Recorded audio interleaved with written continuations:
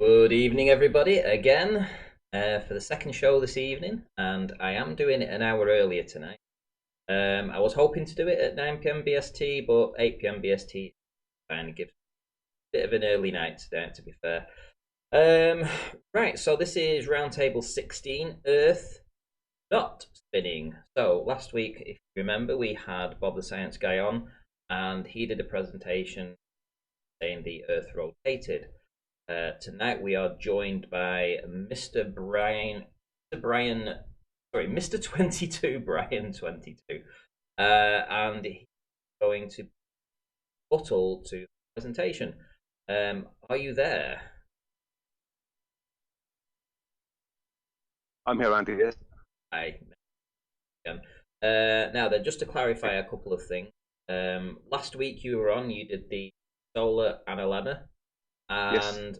I actually really enjoyed that presentation. I put a lot of work into it, and it's one of the reasons when you emailed me, I was quite happy to oblige you in doing this presentation. Now, I know that you've put a lot of work again into this, so it's going to be quite an in-depth, long rebuttal to Bob the Science Guy.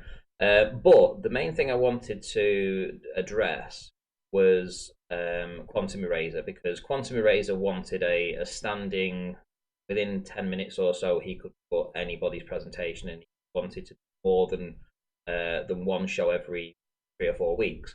I'd said to him I was quite happy to just keep it monthly for one presentation per person. However, when I actually asked him to do that, I wanted him to a rebuttal to right the hand. He never did, so Brenda took that spot. So I was quite willing to allow him to break the mold on that and be the first one to have more than one presentation within the set time frame. But he didn't take me up on the offer, so the offer was held out. He didn't take it up. It's fine. It's no problem. But he has his own platform. So essentially, Nathan Oakley 1980s Flat Earth Debates is his platform. So he can obviously do his presentations on there basically at will. Unfortunately, you have a rather small channel, so Yeah, I don't have that bad.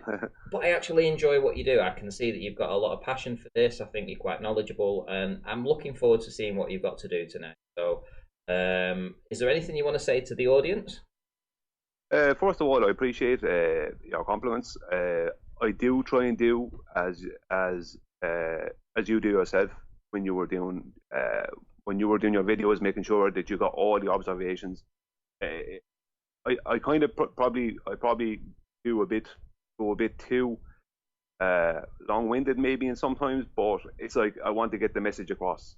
What I will say about this presentation is I was doing it when I was very tired, so I was a bit forgetful. So there was points in there I'm a bit scrappy, but the points that are in the presentation there's nothing wrong with them. They are still the points. How's my audio, folks? This is Bob. Compliments. Hey, it's no problem. So just preempting what's likely to happen over the next day or two, I'm probably going to get another message on Skype from John. Stick a shotgun in my mouth and brains out. It's how he communicates. rather abrupt whistle. So, without further ado, though, getting into anybody's toes here, I'm going to present you for the. What I would say to about him is that what I notice about him, he is very abrupt, but he's ex-military. So I'd say that's just the way I always speak. Doesn't come across as bad. I don't get bad intent. Yeah, but he is very abrupt. I hear him. Actually, guys, I'm ex-military too, and I'm a pretty nice guy. Quantum Eraser's just an asshole. But there's no animosity there from my side, at least. And as I say, the only reason, like I say, is that I brought you in for the second show within 4-week timescale is essentially because I enjoyed your presentation, and you were quite willing to step up and take on perhaps one of the most well-known low birth proponents, I would say, or at least in the top 5, I would have thought. So you're taking on somebody here that's got some big boots, big shoes, and I'm interested to see what you can do with it. So I haven't actually seen the presentation. It's last minute, so I am completely trusting you that you haven't porn bombed me. No, but, no, that won't be happening. Right. Well, without further ado, I think because you're on your telephone, aren't you? So I'll hang up the call with you. Basically. On the board. Yeah, I'll talk to you a little bit later then. Right. Yeah. A bit. Take it easy. Bye. Right, guys. Let's get this show on the road.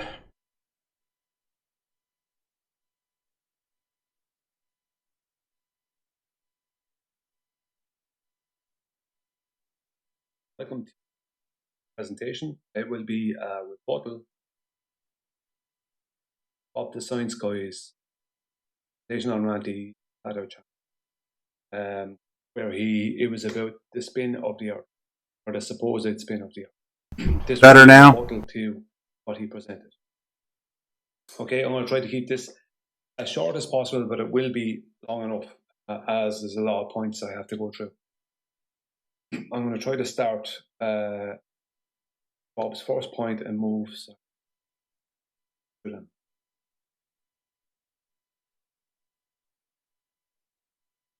Bob's first point was about the It was about sunrise and sunset. Let me help you out.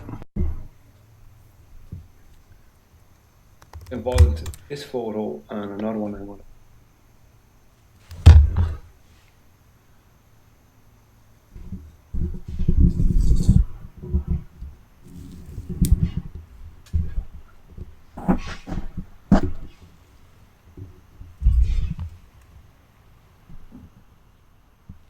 How about that? How about that, guys? A little better?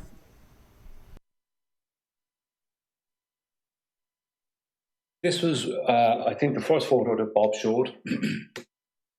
And this photo is a photo of the sun lighting up the underneath of clouds. Now, this is not unusual to see, the sun lighting up the underneath of clouds, as this is often seen as the sun is setting. This is the sun setting here. There is 2 answers for this effect on flat Earth. One is the low sun in our sky in December/January, just past solstice. And 2, that this is actually the sun mirage and not the actual sun. As there is scientific study on the sun mirage, where the sun does mirage, and I'll show you some photos showing it. Mirage, a little better, guys, at the bottom, but it can leave a mirage as it leaves the atmosphere. So what happens is that due to the mirage and the sun, it tends to leave a light behind that's literally low in the sky, but lights up the clouds underneath. Okay, I'm just going to go to.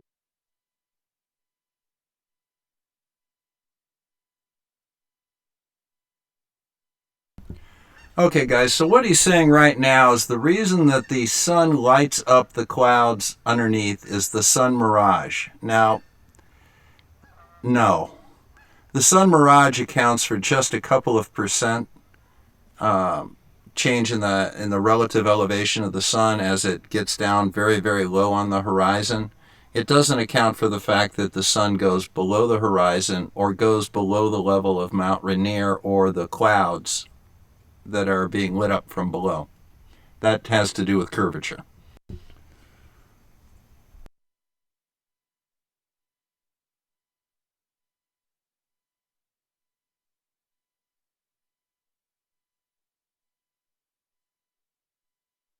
There is a sun mirage. Same thing, lighting up the whole sky, giving a red view or red hue to everything. It's actually miraging all the way up. As you can see, that is not the full sun. Okay, and even that might not even be the sun itself might be after moving from that point at this present. Here is another sun mirage showing the sky all red. All the underneath the clouds are red, but this is not the sun. This part definitely is not the sun. This might be some of the sun. This is not the sun. This is the mirage. This here, this is when it's starting to mirage, and as you can see, the whole sky is red as usual, and the clouds are red. This is not unusual. This happens all over the place, everywhere in the world, especially in warmer climates. You'll see a lot of them, maybe. Well, I think what he's looking at there is there's a cloud that went across the midsection of the sun. You can see it on either side. The sun itself is bright and is shining through that cloud a little bit. As far as the red color, that has to do with the amount of sunlight passing through the atmosphere. As it passes through from a high angle, everything except the blue is absorbed. As it passes on a very low angle, everything except the red is being absorbed, just simply going through the atmosphere. That's just basic sunsets. Off of Thailand and maybe places like that, or very tropical, or South America, and kind of places.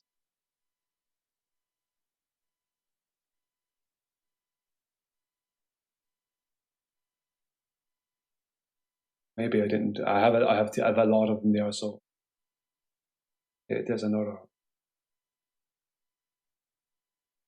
So as you can see, that's literally mirage. Not two suns there. That's a mirage. The sun is literally a mirage, and look how red everything looks. Mirage. All the underneath the clouds are all red. Although they're a bit dark because the clouds themselves are dark, but if they were white, they would all be red. So that's the only reason they're not all red.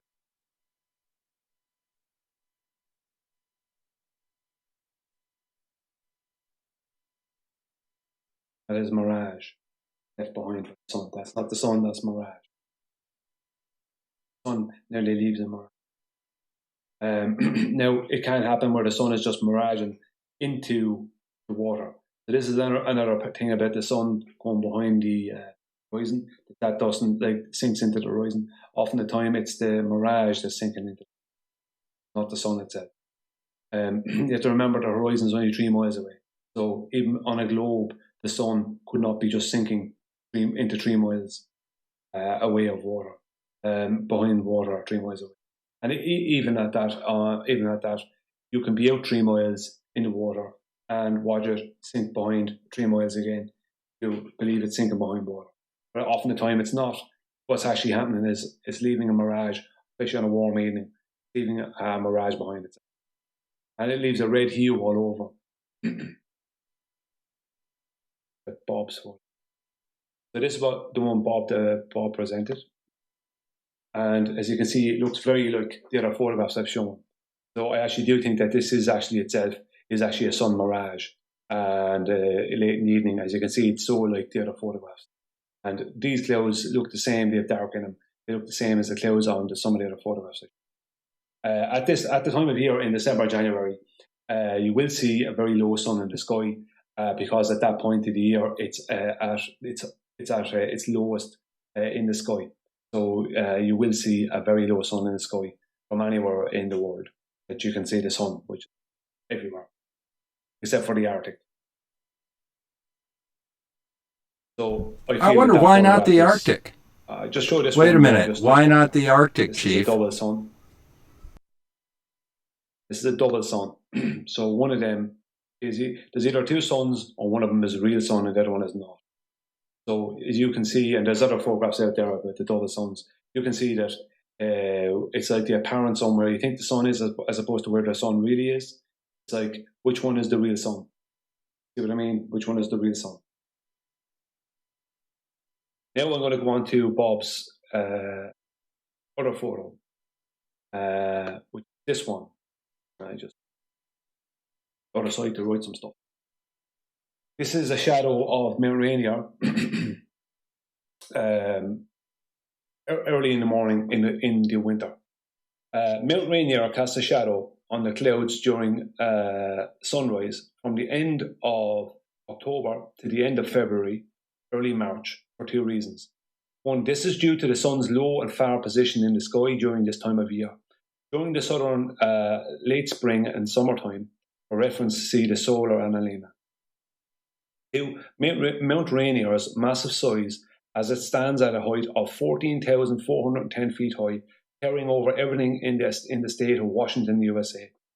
So, at this time of year, which is winter time in the north, and this is the state of Washington, which is probably, I think it's the most northerly state in the US, or one of the most. And this is the highest. What is Alaska, chopped liver? The state of Washington. So basically what's happening is you have a very low and very far sun. It's at its farthest distance from the north during this time of year, and I'll prove that now in a sec. And it's at its lowest in the sky.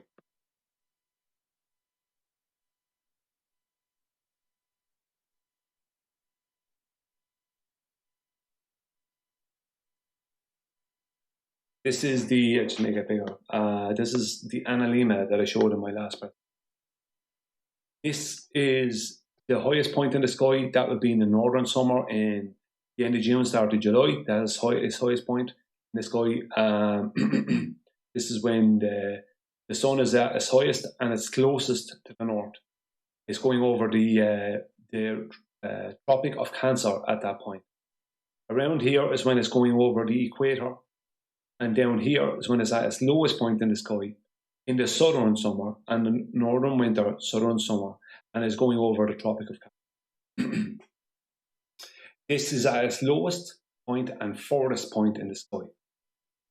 And it's at these points here, these three suns here, it's at these points in the sky that the effect is seen here on Mount Rainier, where it casts a shadow on the clouds underneath the clouds. Because the sun is so far away that it's hitting the opposite face of Mount Rainier, and it's causing a shadow from Mount Rainier up onto the clouds. That's what's happening, and it's nothing to do with the sun going behind the the sun going behind the cover of the earth or anything like that.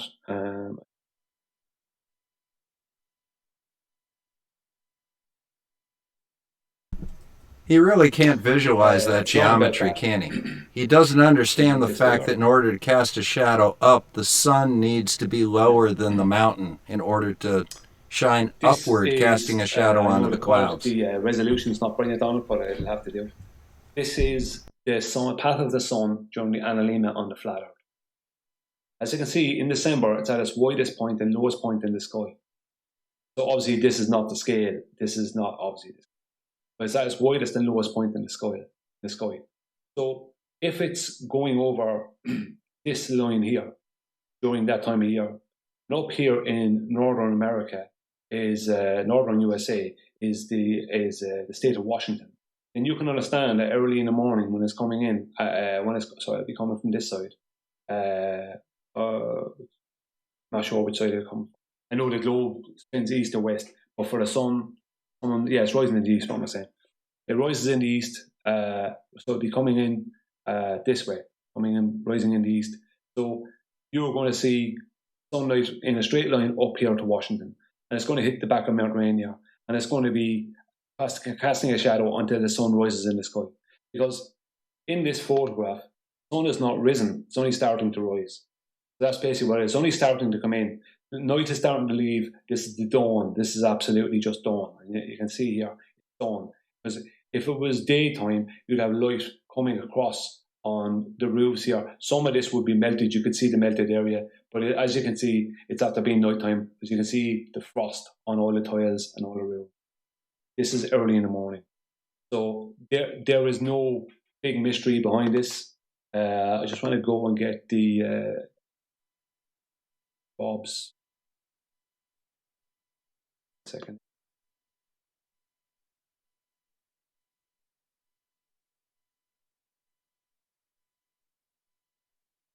Losing the Bob. After losing the one I was looking. Don't matter. I know.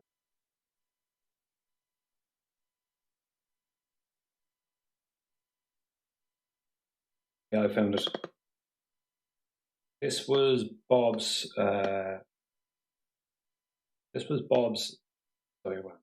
Now I put in the sun here and the writing and the sun rays here. Bob asserted that an observer see the sun on the bottom of clouds would have to be looking up at the bottom of the clouds while the sun is coming in to hit the clouds. This is the line Bob drew, the blue line. The red line is the observer's line of view, and the blue line is the sun hitting the bottom of the clouds. Now, for that to happen, the observer would have to be in darkness, as this sun would have to be over here somewhere to hit the bottom of the clouds that way. It would have to be over outside the observer's view.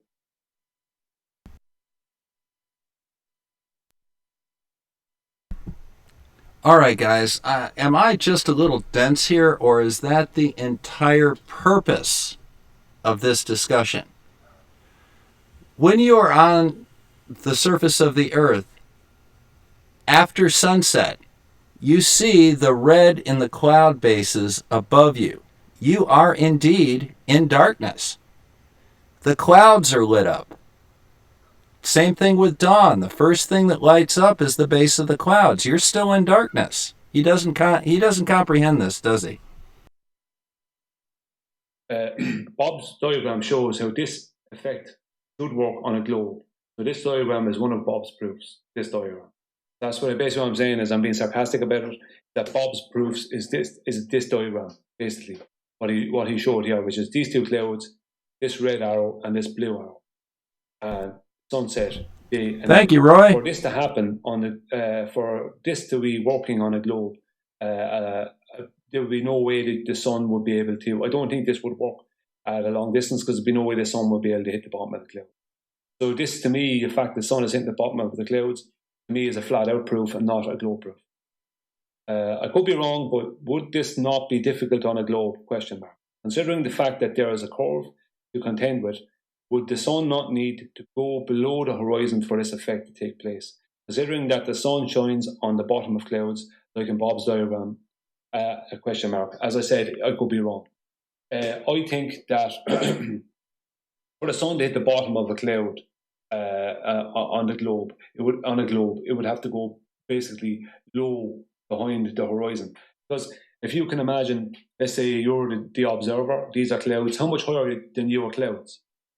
Like if you went up higher, if something was going behind a curve and you got up higher, you will be able to look down at it going further. It might go out to your vision or your view from ground, but when you go up higher, you will be able to see it. So for this to work, the sun has to be on a globe. For someone who's on the ground, this would have to mean that the sun has to be below the horizon, at least for that person who's observing it.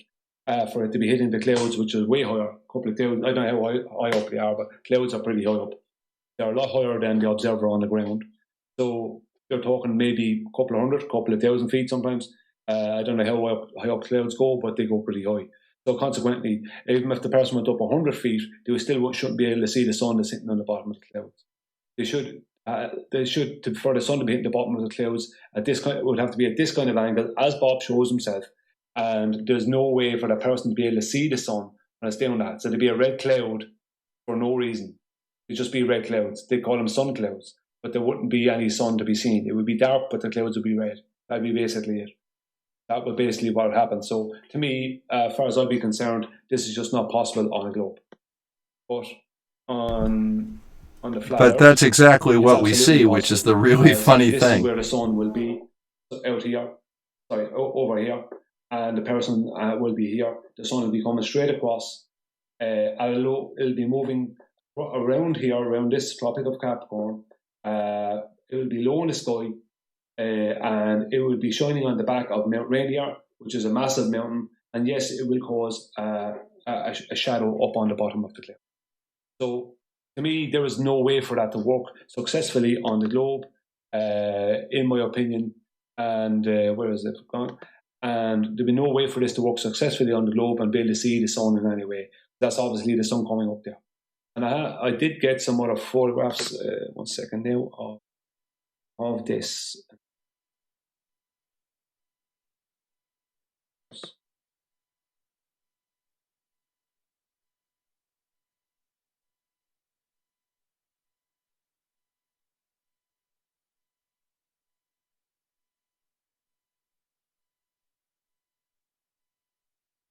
It don't matter. I'll go back to, well, I think I know where they are. Sorry about this, I just have so many photographs.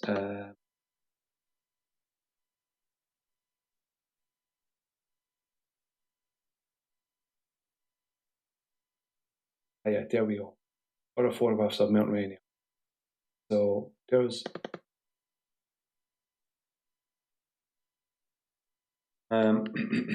there's a photograph of Mount Rainier. Sun doing that again.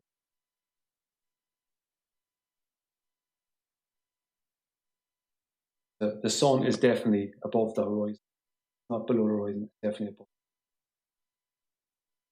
This must be either very early in the morning. Must be very early in the morning. The sun will be setting out over this way, so it has to be very.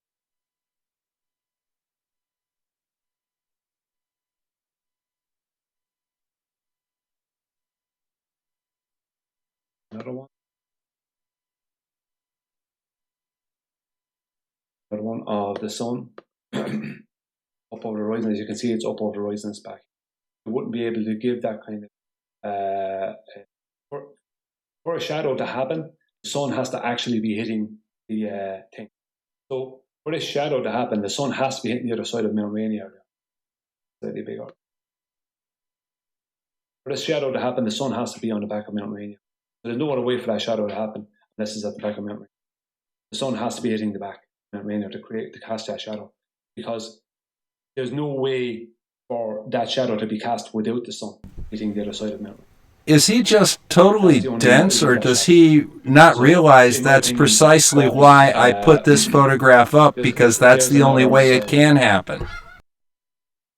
This one.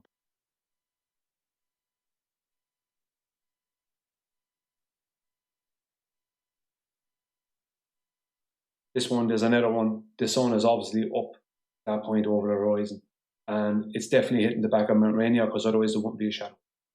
So you can't have a shadow on the clouds if there's no sun hitting the back of Mount Rainier. And as was shown in Bob's diagram here, the sun would have to be out of sight and view of the observer in a straight line for that to happen on a globe. And it's true. It would have to be like that. The sun would have to have gone down below the line of the observer's sight. So the observer is looking up at a cloud that's red in the dark, basically. You guys are getting an echo on my mic? You would not see any sunlight. You would not see this. And I know that it happens in the morning, so either way, they are going to see red clouds in the morning before they're going to see the sun, if that's the case. So they're going to see a load of red clouds, and then they're going to see the sun, as opposed to the sun coming up and the clouds going red at the same time. You're just going to see red clouds in the dark, and then a while later the sun will come up over the horizon for the person on the globe. So to me, this is just not workable. It just couldn't work. You'd have to see red clouds first, and then see, or red clouds first, and then see the sun come up over the horizon. As opposed to in this photograph, where the sun has to hit the back of Mount Rainier to create that shadow. And as I showed earlier about this photograph, that it's actually some mirage. And this is actually more late in the evening, not early in the morning. So the Mount Rainier photograph is early in the morning, and this is more late in the evening. This is when this happens late in the evening when the sun is setting. So one is from when the sun is rising, one is from the sun is setting. So Bob gave this one for the sun rising, and he gave,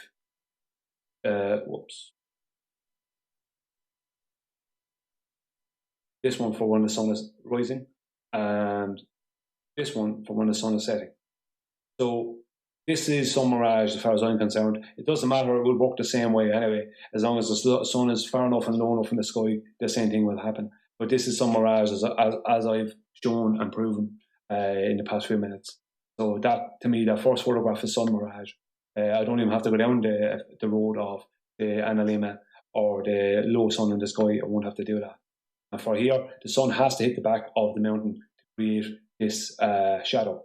So the sun has to be up over the horizon. So there's no way that there is no way that can work on the globe.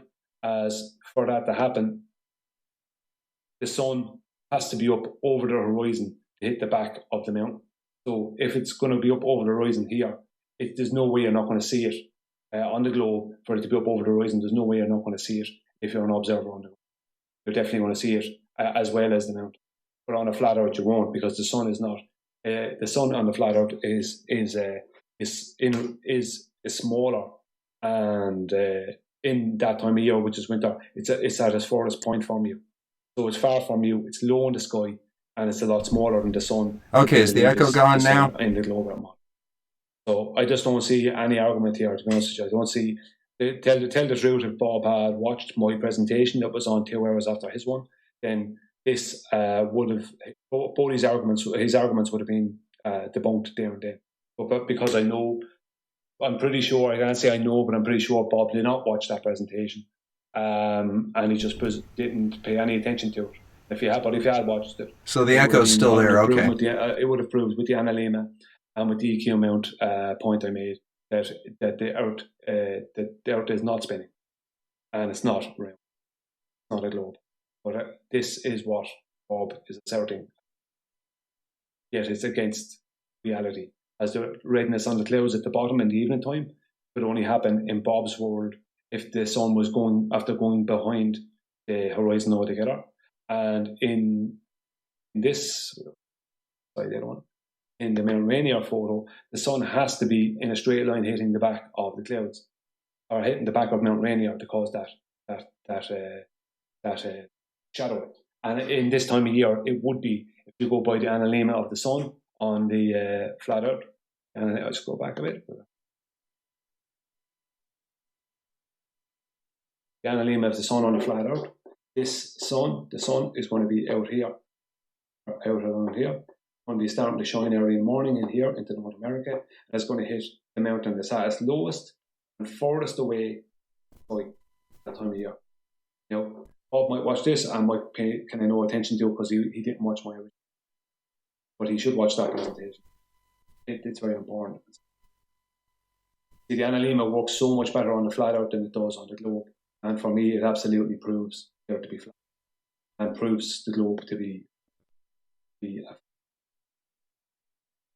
Okay, let's go on to the next. Let's moving on. Okay, the next section is going to be about the sky, as that was Bob's. That's where Bob went to after that. Start talking about the sky and the star trail. So first, I'm going to open up this.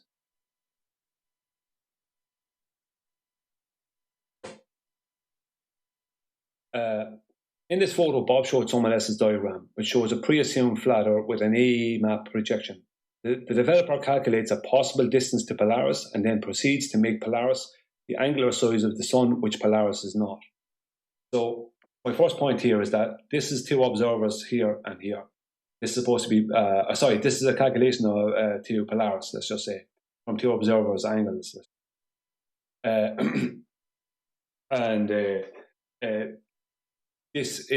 both latitude is 75 degrees north, 1,666 kilometers from the North Pole.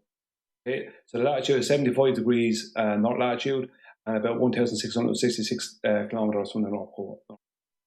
So the person who made this, Josh Lays, it was the star. He said the star must must thus be at a height of 6,220 kilometers. See, the problem with this is Bob showed this in a video format. I'm not going to show the video format. I wanted to write in on this. This is like the size that the sun would be seen on the flat Earth.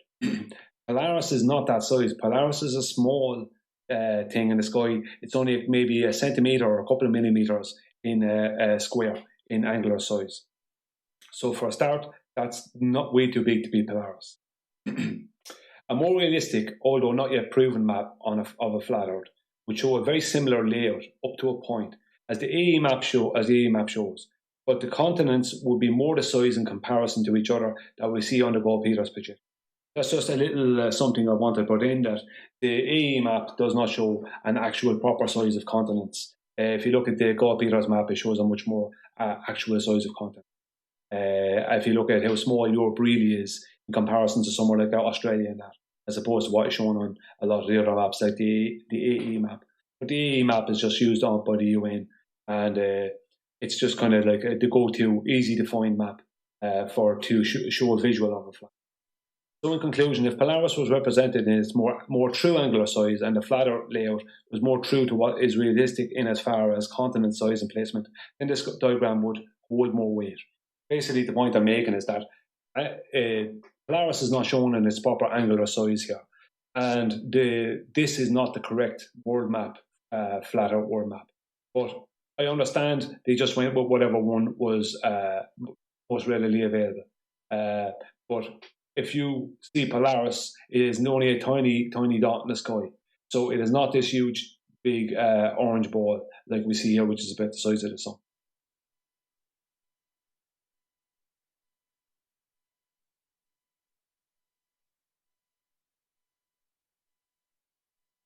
This is more stills from the video that Bob showed. Polaris is, at this point, Polaris, there's two observers, Observer A and Observer B. In this diagram, it shows a very good example of what perspective does at a distance, as it shows how Polaris is dropped in the sky for two observers who now stand on the equator. So this is what happens when people move away from Polaris and it drops in the sky. What happens is that due to perspective, if Observer A and Observer B are two opposite sides. Well, Johnny, for $5, a pretty cheap one. But thank you very much for the super chat. To almost at ground level. This is not exactly right, because it'll still be above. It'll still be a little bit up. Their actual angle of view will be actually up slightly at this point, because it's not till the observer goes 1.23 degrees past the equator before they start losing Polaris. So this is not correct exactly. And Polaris would be a much, much smaller. As I said, much, much smaller item than this yellow thing, which is probably about the size of the actual real sun. So Polaris is dropped in the sky for our observers, but it can still be seen until 1.23 degrees past the equator. So if you stand with your back to a very high building, and you could walk away in a straight line, I understand Polaris would be a lot higher than that, but the point I'm making is if you're walking away in a straight line, you walk 20 miles away or less, you're not going to see the top of that building. The Burj Dubai is the tallest structure ever built. It's the tallest building that we ever know of. We know of, let's just say. Now, you can walk away from the Burj Dubai and walk across the desert, and eventually the Burj Dubai will just become a dot on the horizon. That's just what happens. It's your angle of vision is what causes this. It's after a while, your angle, it just becomes so small, its angular size changes, and become smaller and smaller and smaller. You know, one thing that I ought to put out is he's talking about the Raleigh criterion here. If you have a 100-meter high building, that building has to be 818 kilometers away before the angular size of that building is too small for you to be able to tell the difference between the top and the bottom. So basically, it's full of nonsense. With distance. And that's just what happens. As you go away from something, regardless of how high it is, eventually it'll drop towards the ground. That's just because you're moving a huge distance away from something. And even Polaris, people believe that Polaris is 323 light years away, which would mean, and I said this in the last presentation, if we wanted to travel to Polaris according to that belief of Polaris, we would have to go at 617 million miles an hour for 323 years straight without stopping. just to get to Polaris in the globe Earth model. So Polaris is not like 323 light years away. Actually, the man who made this, Josh Lays, when he said it was 6,222 kilometers away, that's probably a more realistic distance to Polaris, as opposed to 323 light years away. Even though he would see that as ridiculous, it's funny that he would see that as ridiculous, and Bob would see that as ridiculous, when they don't see 323 light years away as ridiculous. They don't see that as ridiculous, yet they see something that's 6,220 kilometers away as ridiculous in height. So it's funny to me that they don't see 323 light years away as ridiculous. But that's basically what happens as you get away from Polaris. Polaris drops in.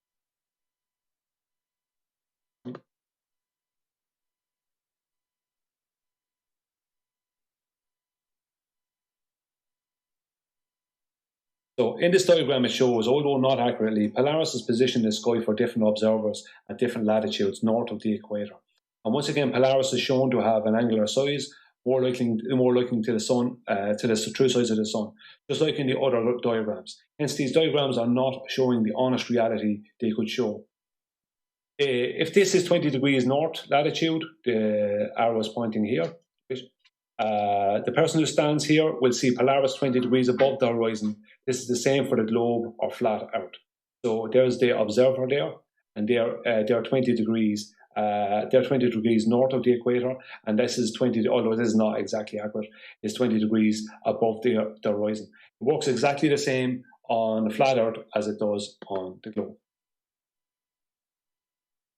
So what people believe happens on the globe Earth, where they move 10 degrees north of the equator and Polaris rises 10 degrees in the sky, and 20 degrees north of the equator and Polaris rises 20 degrees in the sky, etc. That exact same thing happens on a flat Earth. It won't change, because you can only see something when you move away from it, no matter how high it is up in the sky. You'll only see it for so long. Eventually it's going to drop down in your vision. That's what's going to happen. So that's what happens on the flat Earth. The people on the globe side find that hard to believe, but that is actually what is happening.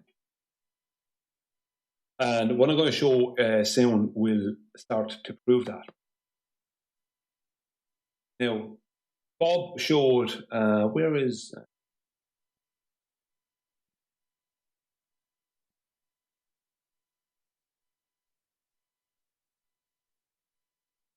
the photographs Bob had.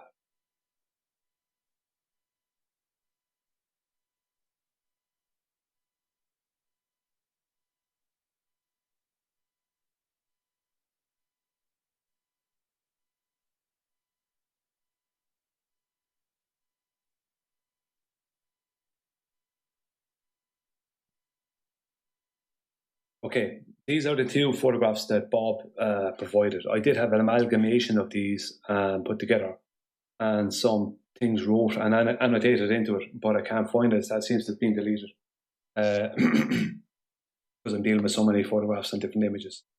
So it won't matter anyway. I'll deal without it. So in this one, this is the north. This is the north pole. This would be the north sky pole. This would be Polaris. And as you can see, the stars are rotating in this way. It's like they're going up, okay? Up and over. This would be Sigma Octantis here, and this would be the south sky pole. And it's like as if the stars here are raining down. So there's two different time-lapse photographs. Now, that's the North Pole on the right and the South Pole on the left. He's got it reversed. During his presentation, that in the north and south, the stars travel in two opposite directions. Now, Bob knows that's not true. That is not true. That the stars always travel in the same direction. It's not true, although you're looking at it right there, Chief. Because it's asserted that in the north, things are kind of moving anti-clockwise, and in the south, things are moving clockwise. You're looking at it from above the Arctic or above or under, looking up at the Antarctic or looking down on the Arctic. And the assertion that stars are moving in two opposite directions in the sky between the two hemispheres is not true. It would be true on a globe, but it is not true in reality. And I'm going to prove that now. Here. Now, first things first.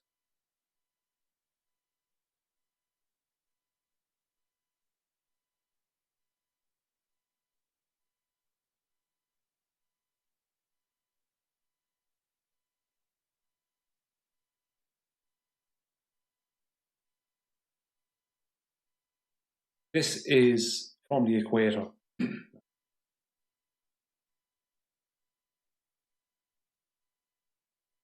This is from the equator.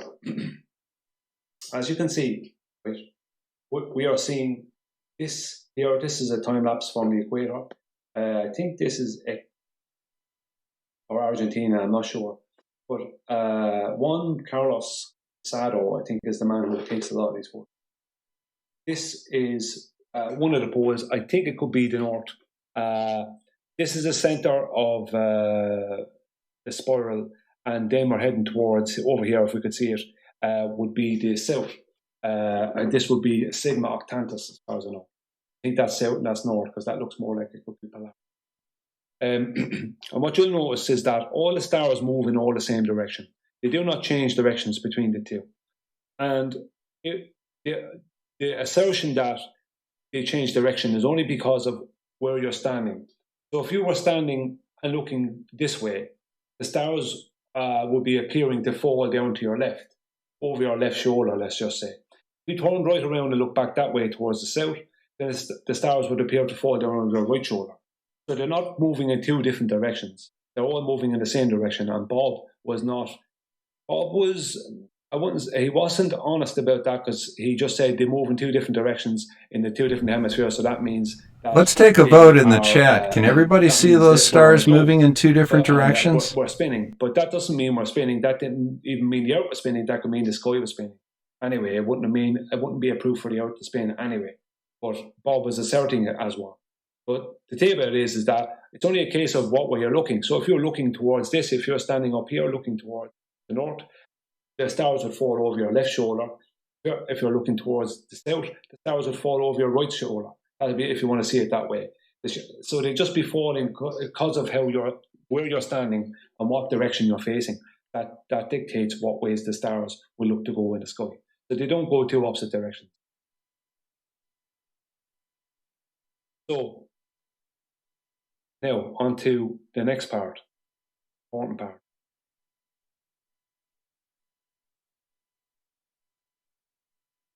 And define any. So going by what we see, I'll show some more in a minute.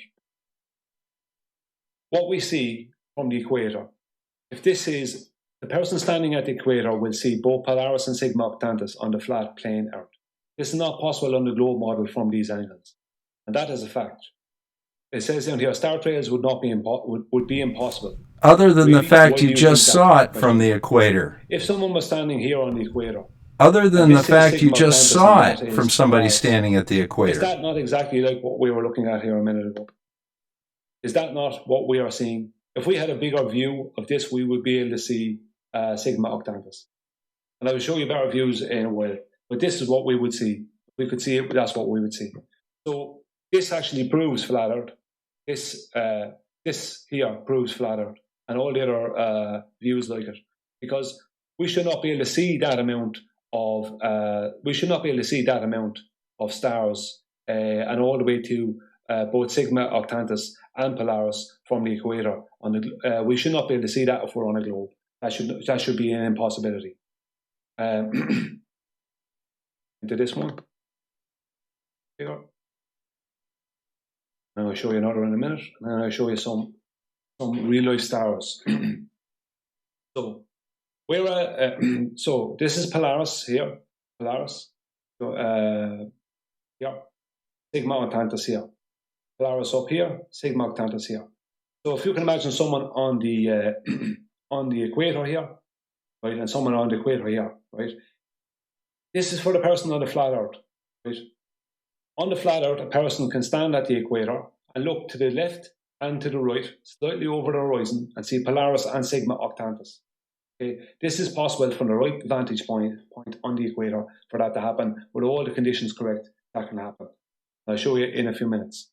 Now, whereas over here for the person on the globe, whereas on the globe model, seeing Polaris and Sigma Octantis here left and right slightly over the equator is not possible, as a person would have to look down at an angle to see either, and would not be able to see both Polaris and Sigma Octantis in their peripheral vision, which is contrary to what we actually see from the equator.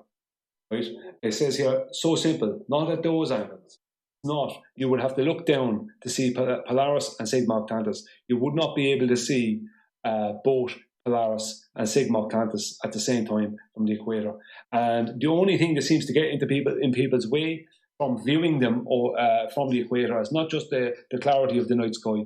It's all the topography of the Earth, all the land, and all the rest of it. That's what gets in people's way. So that's the only thing that gets in people's way. Because this here, well, if you imagine an observer here, and this is the flat Earth, I say imagine the flat Earth, the person looking here at Polaris and looking at Sigma Octantis, this is much more the angles we actually really see.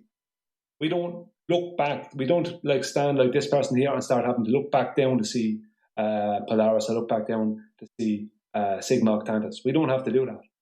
So if we were on a globe, we would have to look down and back. We would not be able to see. We wouldn't be able to see.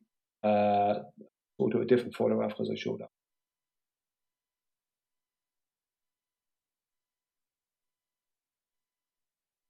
One from Tuscany, Italy.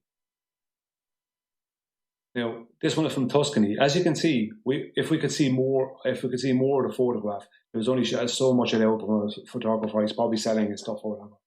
If you could see more of the photograph, and this is from Italy, we'd be able to see this is basically past the center line. Here we're looking at, and it's going further, and this is going into the first vortex. This going to probably be up toward. It's going to be towards Polaris. So there's Tuscany, Italy. Let's see, where is this? This is from the equator as well. As you can see, we're seeing if we just had a bigger view, a bigger photograph, we'd be able to see a lot more of both of those. What I'm going to show you in a while is something that was never done before. It's only been done recently, the past year or two, and it shows the whole sky. So you can see we can see a huge amount of the sky here. The only thing that's stopping us from seeing is our angle of view due to topography. That's the only thing that's stopping us from being able to see what we want to see. This is interesting. I'll show you this maybe in a small way. This guy was trying to do a map. This blew flat out by mapping the sky, and he was showing the equator, and there was nothing in the way, and the south, Sigma Octantis, and the pole star. And basically, what he was showing, although it's not exactly perfect, basically what he's showing is what we would actually truly see from the equator. If you look this way, although they'd be more bended around, they wouldn't be exactly here. They'd be more this way and this way. This is basically what we would see. This is basically what we do see. So I'm going to find, there was a photograph from NASA here. This is from the Joshua Tree, if I'm right, in the US. This is the Joshua Tree in the US, showing a huge amount of the sky, and that's up north in the US. We're not even down at the equator yet, and we can almost see, we can see where the lines here of the stars start to straighten out, and back here they're going to start to run into the vortex again. Because that's what we have in our sky is two vortexes. I was just going to show you this one. This is from NASA. This is a photograph NASA took. And you can see how much of the sky we see. We're not looking down over anything. If we didn't have the mountains in the way, we would basically able to see so much more. We just have things in the way. NASA's own photo of the way too much of the way too much of the sky. Once again, we can see the start of the vortexes, and all the stars move in the same direction. All the stars moving in the same direction, and we can see the start of the vortexes here and here for Sigma Octantis and for Polaris. We can see so much here that we shouldn't be able to see on a globe. On a globe, this should go down lower, and the same with the other side should go down lower. We should not be able to see that so clearly and so easily.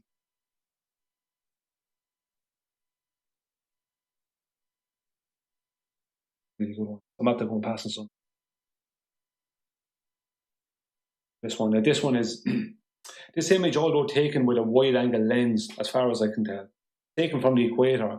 And if it was not for land obstruction, we would see both sky poles. So that means that the whole sky was in the person's field of view from this position. And what is blatantly obvious in this photo is that all the stars are moving in the same direction, not two different directions as my opponent asserted.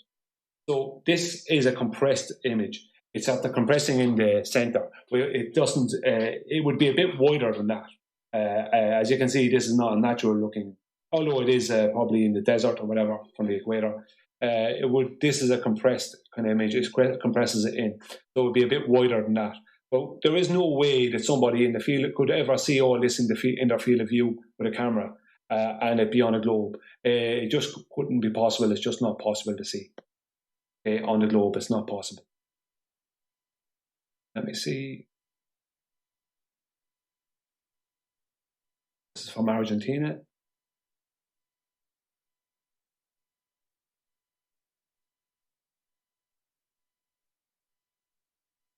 In a more bigger area, but they keep getting smaller. In this image from Argentina, we see into the start of both vortexes at the angle of about 40 degrees for the closer one, which is up here, and 30 degrees for the further one, which is over there, which is not possible if we are on a globe. As the angles have to be downward for a globe, we would never see this. This view on a globe of 24,900 statute miles, we wouldn't see that on a globe. This is Argentina, and we are seeing way, way too much of the sky for that to be possible. Basically, we have two big vortexes in our sky, one over the center and one moving on the outside. And this is the proof of it. The night sky is the proof of it. And I bet you any money that NASA have unbelievable photography of it, and they're not showing it to us. This is just from someone's back garden, somewhere near the equator. Another impossible view on a globe, as from a person's back garden, they are taking in the whole center and the start of the two vortexes and a little more of one, and a little more of one. So a little more of this one than that one. But they're taking in so much. This is a time lapse from someone's back garden. That's what that is. And they're taking in so much of the sky. Just saying, there's no way on a globe we should be able to see that. This is an observatory one. Okay. This is a diagram I made. Okay, I'm going to show this actually. First of all, I'm going to show something else just to. I have so many things I have to show, and it's like doing 4 presentations, the amount of stuff I have to show. Oh yeah, this I'm going to show this first.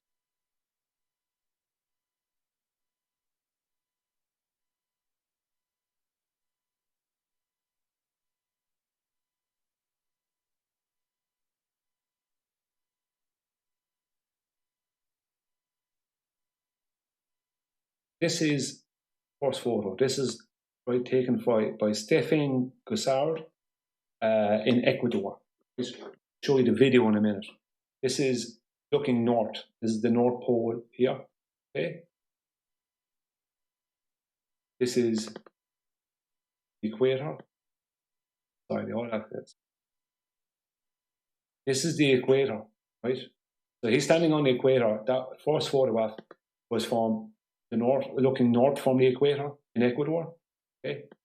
Second photograph is from looking up above at the equator.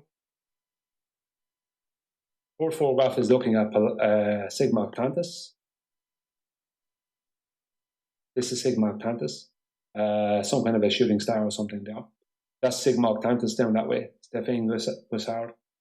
Okay, I'll show you what he did in a few minutes. I think it's a he. And this is a compacted photograph. This is actually kind of painful, isn't it? So this enjoy is my life, guys. South and the center. Okay, now I'm going to show you a video that he made. It's the first one of its kind ever made. It's a virtual reality video using actual photographs, but it's a virtual reality kind of a.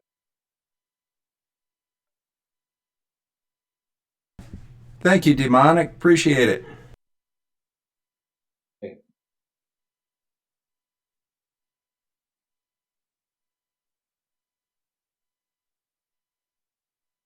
Back in again, sorry, I meant to read that there, T. The following animation is not just a time-lapse movie. It is not just a virtual reality image neither. It is both together, something like 900 virtual reality images put together, what I call a virtual reality night time-lapse movie. And apparently the first one ever created. This is from Stefan Gussard. These 900 images were taken during a whole night in Ecuador, near the equatorial line, at an altitude of 4,850 meters. If you just let the movie load and run, you will get to see it. So 900 images were taken during a whole night in Ecuador. So I took 900 images. If I clicked on this, it would show you the sky moving slow and all the rest of it, and the images happening. So I might do in a minute. The first thing I'm going to do is I'm going to come down.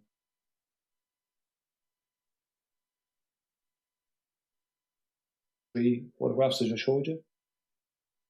I just have to enable flash now. You're going to hear a bit of noise because it's on a Mac. Flash and Mac don't work very well. Let's hope this loads pretty fast.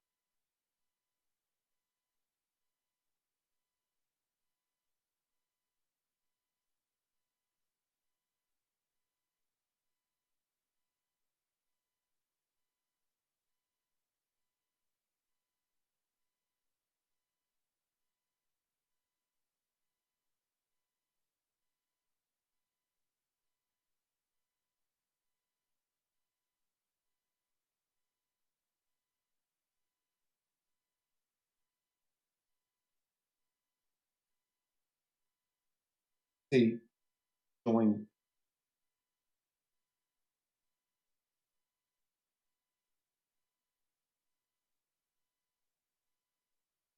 Now I think I have it working. If you just watch this, this is time-lapse photographs.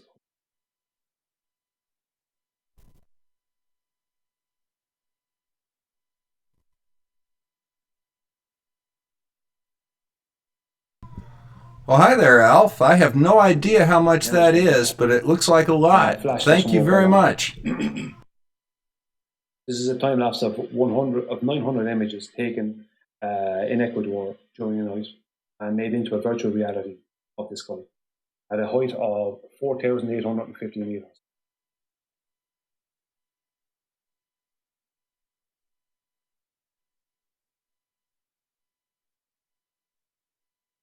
"900 images created that from 4,850. And 4,850 meters might seem like a lot, but it's as you can see, he's using a wide-angle lens as it's all curving all over the place. So don't worry about that. It just he has to do that to create the effect. It seems like it's very high, but it's nothing in comparison to how high you would have to go up to be able to see down to both poles. It's absolutely nothing. This is a wide-angle lens, so it's bent down. So this, people can go and watch this themselves. Stefan Gussard, and it's a time lapse of the night sky. I would like to make it on full screen, but make it big. Hard to get it to work on this small screen. So as you can see, it's showing there's the south, there is Sigma Octantis in the distance. It would be if we could see that far. And he's coming around, and you're literally above the height of a volcano or near to a volcano height at this point. There's one somewhere in there supposedly, and he's coming around. It looks like just one big vortex. In some ways, it just looks like one big vortex coming around. And we will get to see more of this in time when people are able to do this more. And there is coming into the north. But there's no way you could see both. You wouldn't be able to see both and from the same vantage point. The both of them from the same vantage point. You wouldn't be able to do that in reality. There's no way you could do that. As you can see, the lens he's using I think it's a wide-angle lens. He's twisting and distorting things as he goes, but that's just the way.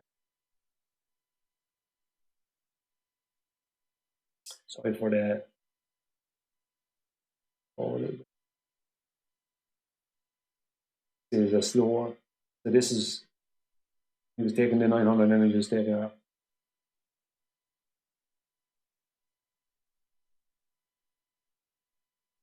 So as you can see, that's the realistic. It's not all twisted up and messed up. It's not all curved. It was all curved like that in his last. But that's because it is what it has to be, because of the way it has to be. For him to do what he did to get the full range in, he had to use the lenses. So, just wanted to show you that.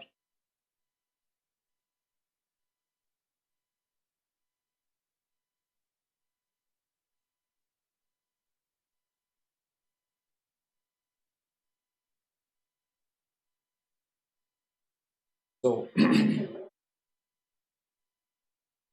2 diagrams I made earlier.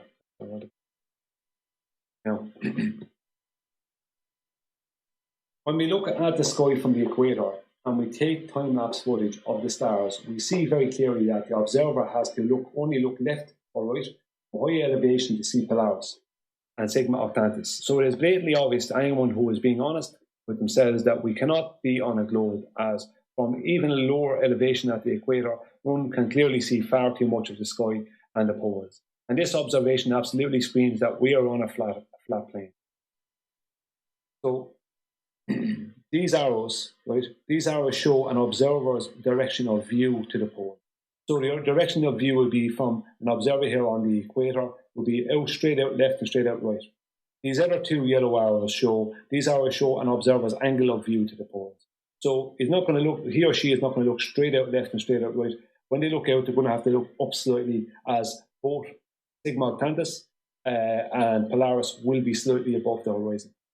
Okay. Now, a question, this is be for some interaction with the people in the chat and people watching this. This is something I would like people to do right now. And if Bob is watching this, I would like him to do it. To Google, how far north can Sigma Octantis be seen? And see what answers you get. So how far north, Google now, not with DuckDuckGo or Yahoo or anyone, just use Google. How far north can Sigma Octantis be seen? Google that and put into the chat what results you got. This is interesting, as I found it very interesting. Okay, and also after you've Googled that, I want you to Google how far how far south can Polaris be seen. So start with how far north can Sigma Octantis be seen. Then ask how far south can Polaris be seen. This is interesting. I tried to find out this particular information over the course of a week or two, and no matter what question I asked, I couldn't get to find out what I wanted to find out about Sigma Octantis. Okay, put that into the chat, and I will answer on it after the video. Okay, on to the next diagram now. This one. Okay. So this arrow here points up to Polaris, right? This arrow points up to Polaris on the globe. 2 Sigma Octantis. This one points down 2 Sigma Octantis. Okay. This is the observer here on the equator. This is the real world angle of view to Polaris. This arrow here, the real world angle of view to Polaris. It's actually above the equator. Above the equator. Right? This one here is the real world angle of view to Sigma Octantis from the equator. This is above the equator also. So this one and this one are real world angles of view to Sigma Octantis and Polaris, as I have proven already with the photographs from the equator. These ones here, these angles of view, right, that are going down this way and down this way, these are the needed angle of view on a globe is down, not out. And the same for this one, the needed angle of view, if on a globe, is down, not out.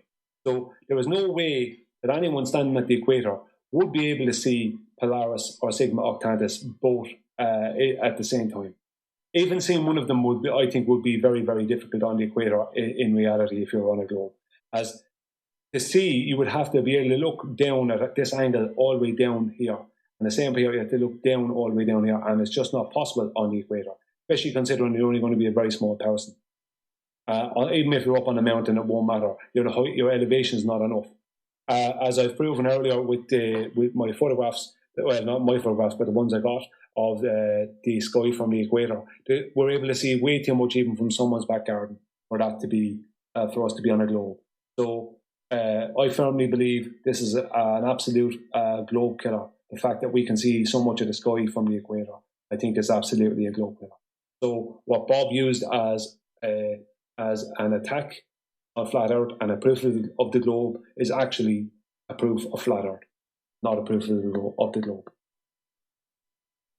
Okay, now we'll move on to the next part because. Okay, now we're going to move on to the gyro compass. Now, this is the gyro compass, Sperry gyro compass manual.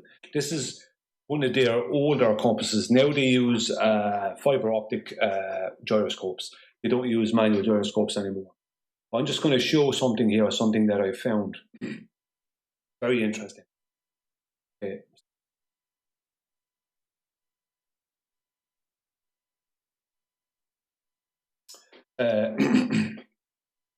Here they talk about the gyro with its spinning axis set in the east-west position at the equator appears to turn about its horizontal axis once every 24 hours. So it basically, what they're saying is it will basically precess around in 24 hours. I think precess is the right word. Every 24 hours. So the Earth turns in the direction of the arrow or clockwise with an angular velocity of 1 revolution every 24 hours. Carrying the gyro around with it, but the gyro, because of its inertia, maintains its original plane of rotation in regard to space, just as it did when its base was tilted, as shown in Figure 3. That's up above. But with respect to the Earth, however, the gyro rotates about its horizontal axis with an equal velocity, one rotation in 24 hours, but in the opposite direction to the rotation of the Earth.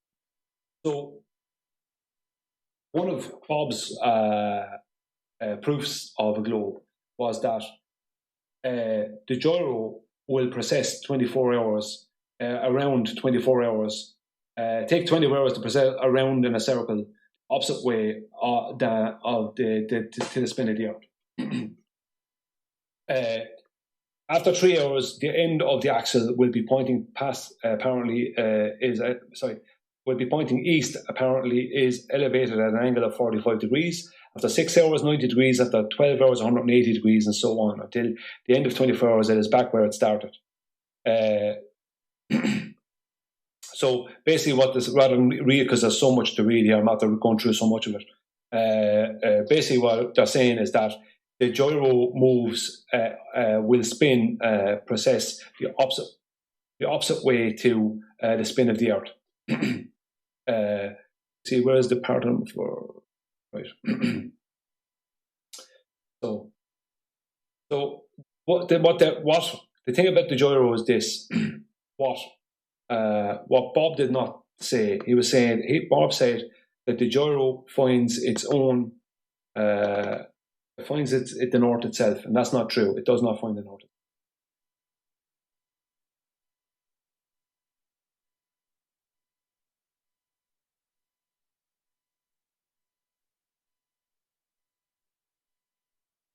Is this one?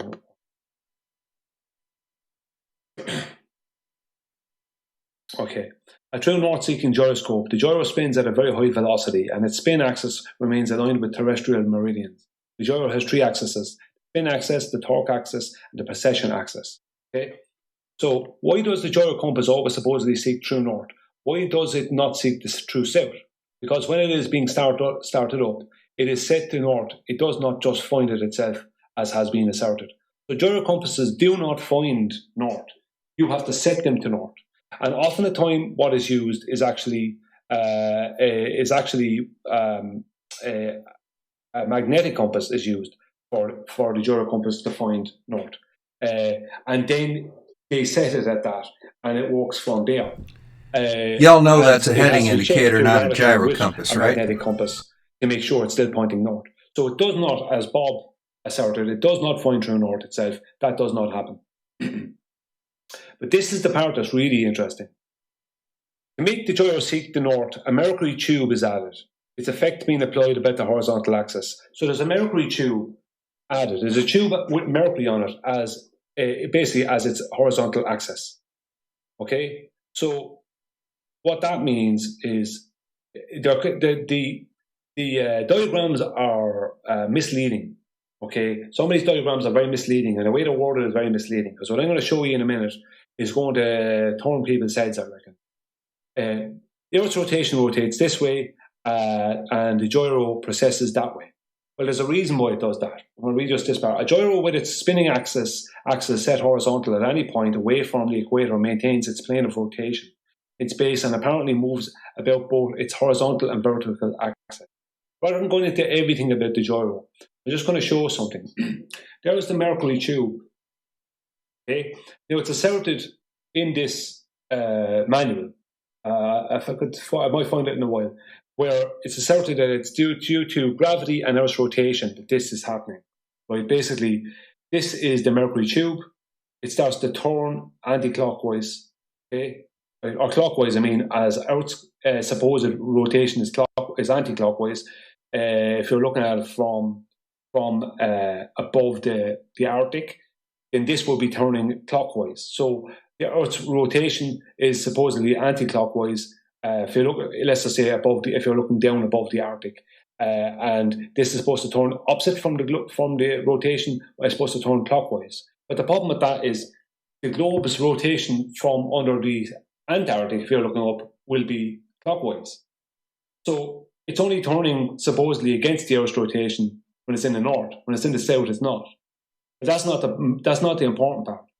If you look here, they show the diagram. They show this how this starts to move around, right? The mercury tube, and turns. And as it does, this spinning axis starts to point upward. Okay, starts to point upward, and the mercury tube ends up being basically this part here was there, then it's here, then it's there, then it's there, and it's showing how it's doing that, and it's showing how the spinning axis ends up pointing upward. And I'm going to go down here a sec. Now, this is a diagram here. This diagram showing the movement of a mercury-controlled gyro wheel when set with its axle pointing east of north. So, this here, okay, this little mercury tube, it's set with its axle slightly east of north. So, once this is pointing towards north, the spinning axle is pointed towards north. That means this tube is set slightly east of north. So the reason for that, right? People think that the reason it ends up leaning back and spinning is due to gravity and the rotation of the Earth. This is what they're saying. It's about gravity and rotation of the Earth. It's not about any of those. And I believe I figured out what it is.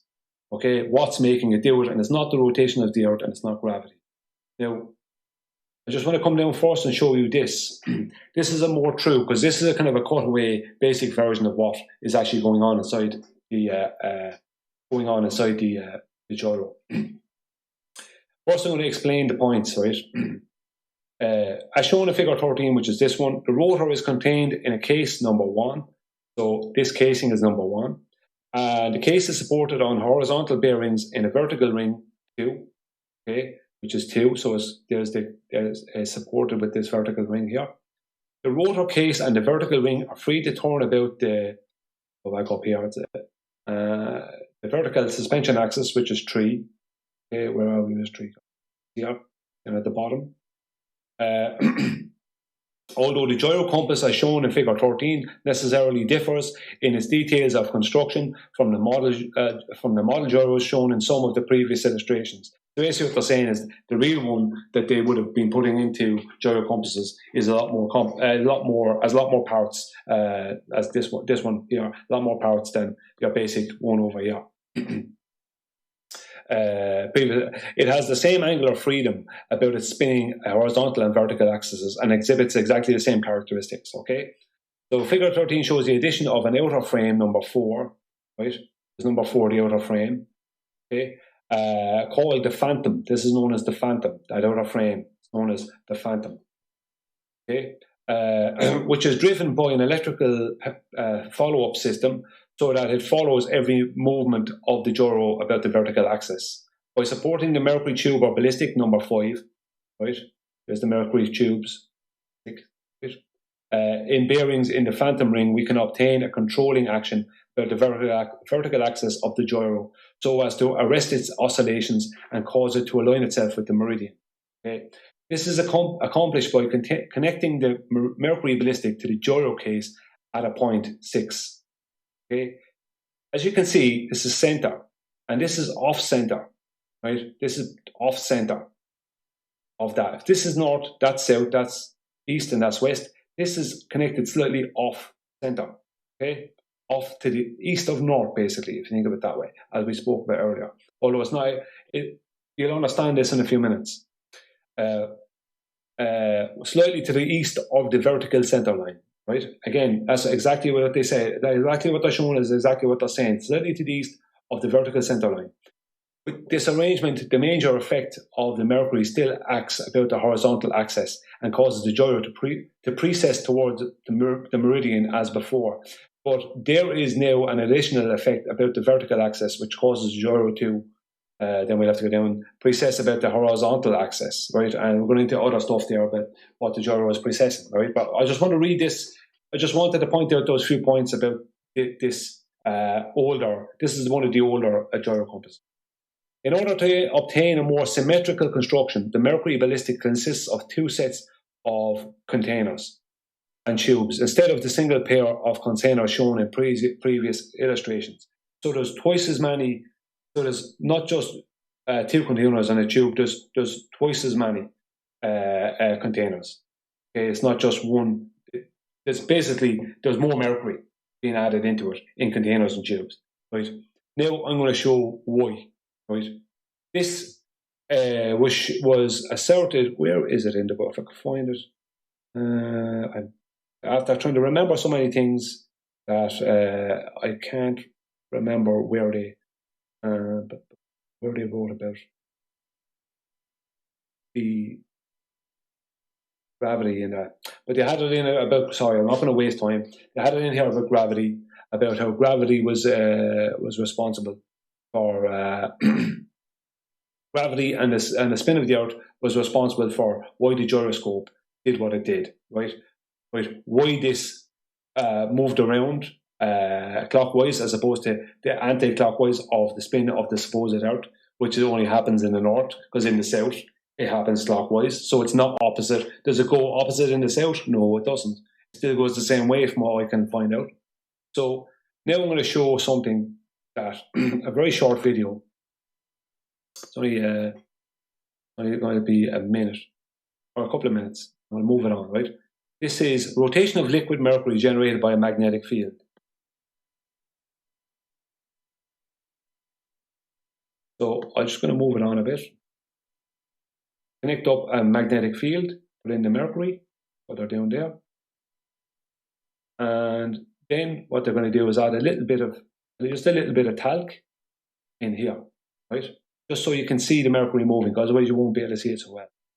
So you'll be able to see the mercury moving when it does. So electric current, liquid mercury inside a container, okay? And now they're going to add a magnet. So one side of the magnet will be positive, one side will be negative. So when they use the positive, it goes clockwise. Or when they use it with the red side up, which I think is the positive side up, or maybe it's the negative side that's been used because the green is down. But either way, when they use this side, it goes in a clockwise motion. Now they're going to turn the magnet around, and they're going to leave it still. They're going to put it in so the green side is up, and watch it go anti-clockwise. So now it's moving anti-clockwise. Okay. Now, mercury itself has a very low magnetic rate, or let's just say it's not very magnetic. Let's just say, right? They set this mercury tube right slightly east, right, of north, which means it's set slightly to the right If it's pointing directly at north, it's slightly to the right. Basically, if you come over here, what you'll be dealing with, if you're on the ocean, basically what this is doing, once this needle here, once the front of the spinning axis is pointed towards north, right? Once they have it set to north, the mercury, there's an electric current running through the gyro compass.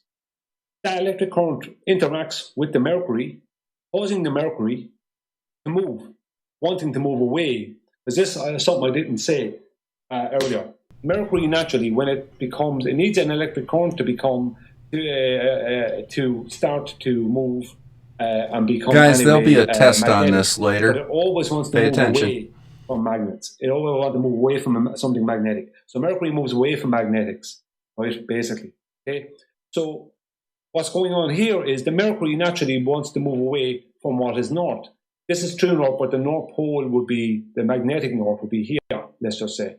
That's true north, that would be the magnetic north would be here. So it's always wanting to move away. So it starts to turn, and it turns right down, and the mercury that was here ends up flowing into here. And then that turns away, and then that turns away, and then that turns away. And this causes the torque, which causes the precession, and whatever way they have it timed with whatever amount of electricity, it actually causes it to go take 24 hours to go around, to precess it around on its vertical axis.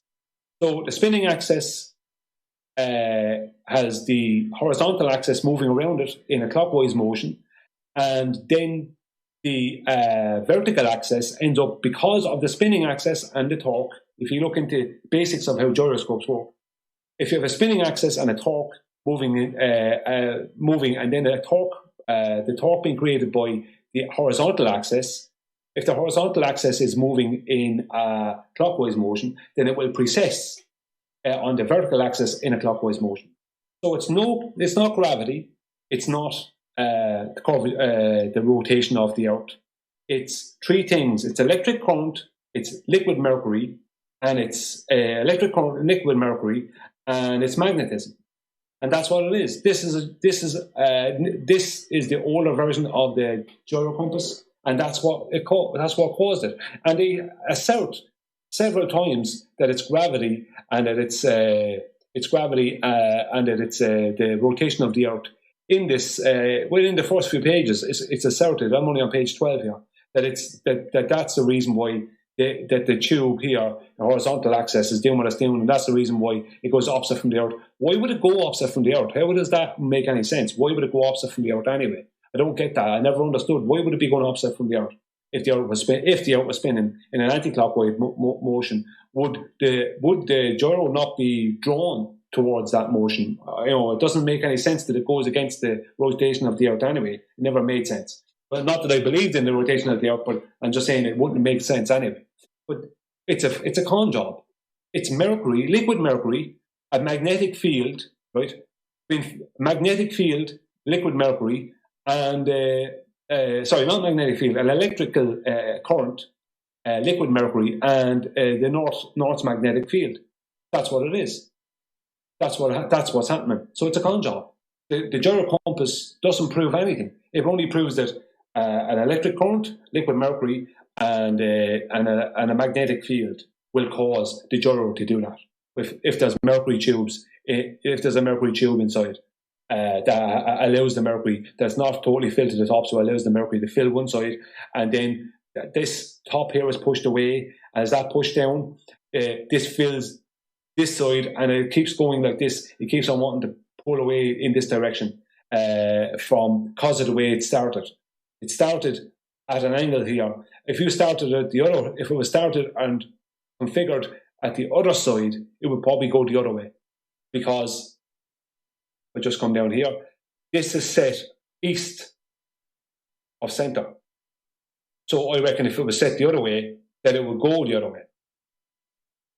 So there's a lot of stuff after being asserted about a gyro compass that I believe has been totally debunked, that it's all a con job, that the people who made it knew there was no rotation of the Earth and knew what they were saying. Even if they didn't know there was no rotation, they knew what they were saying is nonsense, that it was gravity and it was rotation. But these days they have fiber optic gyros in the compasses, in the gyro compasses. So they work with fiber optic gyros now. So I'm looking into that as well. But either way, it was asserted a long time ago that this was rotation of the Earth and gravity, and it's not. It's not any of them.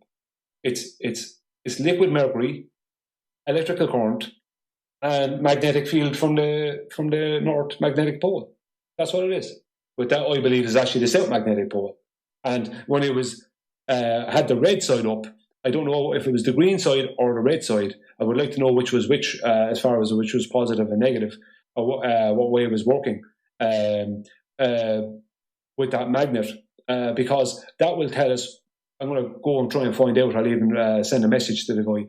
That will tell us what the North magnetic pole is. Is that a positive or a negative? Because that will tell us whatever one it is that made the Mercury go in a clockwise motion is the same magnetic force that makes either a positive or negative that's making the Mercury tube travel in a clockwise motion. So I'm going to find out that, and when I find out, I'll let people know. So now I'm after taking a long time on this presentation. There's 2 more sections, and I'll be as fast as possible with them because it is a very long presentation because there was a lot to cover. And I have to say that I'm being very unorganized tonight. So and it's very late at night, so I'm not doing a great job of it. So now, next thing is the laser gyro. For this, I'm not going to spend too much time on this because I didn't have a chance to learn about the ring laser gyro and the fiber optic gyro like I wanted to, because I spent a lot of time on the gyro compass. I had to spend a lot of time on the gyro compass and learning about that and other things to do with the sky. So this is, where are we on? This is the fiber optic gyro, okay? And this is the ring laser gyro. Make them smaller, you can see both of them. For me. It's opening up anyway.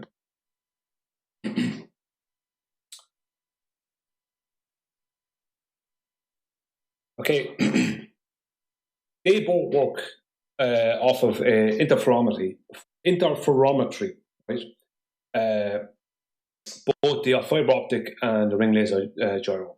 I have something I've only been learning about, so I'm going to speak about these from what people say about them from a logical point of view. It is asserted that both of these gyroscopes that they measure a 15-degree drift. Okay, and so it's asserted that what they're measuring is the rotation of the Earth. Bob, the science guy, asserted it, and he showed Bob Nodell's a clip from the Behind the Curve documentary. He showed Bob Nodell the clip where he was speaking about this drift. That was in a fiber optic gyro belonged to a member of FE Core. Now, the thing about that is there's some major problems with the 15-degree drift and what they are picking up. And I'm going to show you why. This is supposedly the analemma of the sun on the globe Earth. Okay? This is what explains the analemma. So, at aphelion here, the Earth is supposedly 152 million kilometers, 152,100,000 kilometers from the sun. At perihelion, it's 147,300,000 kilometers from the sun.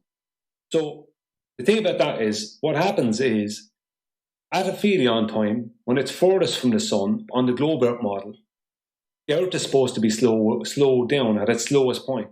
So it has the slowest rotation. That's what gives us the long days. That's what they say gives us the long days during our northern summer. Now, obviously, I don't agree with this, and my presentation last week totally debunked this. But it doesn't matter because this itself debunks what Bob, the science guy, is saying about the gyros. As the assertion is that the gyros are picking up a 15-degree per hour drift all the time. How can they be picking up a 15-degree an hour drift all the time when when the Earth is supposed to be speeding up and slowing down? So it's slowing down all here, then it's speeding up all here, then it's slowing down, then it's speeding up, and slowing down, then it's spinning up. So it's never, ever at an equal time, or an equal amount. It might be for a short length of time, but you could not be always getting the same reading of a 15 degree an hour drift. You would not be able to get that if it was the Earth that was moving, because this would show that is not possible. Okay? Because the Earth in the globe Earth model keeps slowing down and speeding up and slowing down and speeding up, right? Now, in the flat Earth model, it's not the Earth that's slowing down and speeding up, slowing down and speeding up.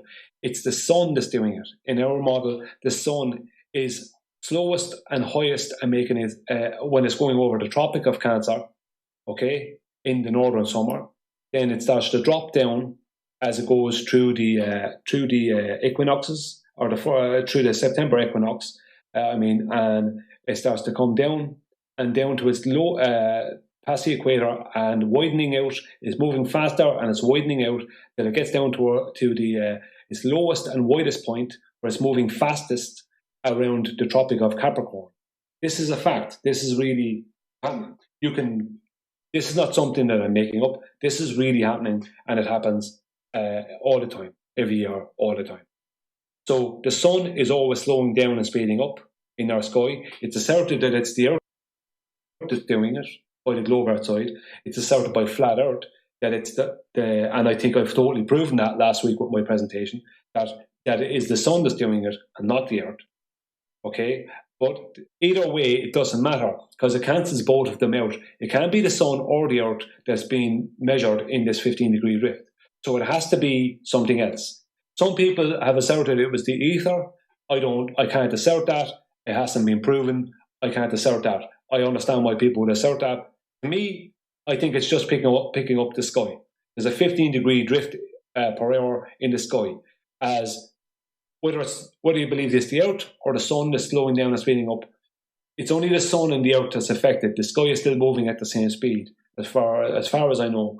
So I think the only thing that the fibre optic and the ring laser gyros could be picking up, if they're picking up a 15-degree drift, it has to be the sky, because the sun, either the Earth in the globe Earth model or the sun in the flat Earth model, are both either slowing down and speeding up, slowing down and speeding up. So they're never holding a constant rate. So if you're always getting the exact same 15-degree drift, then it is not the Earth and it is not the sun. So it has to be something else. The only other thing I can think of is the sky.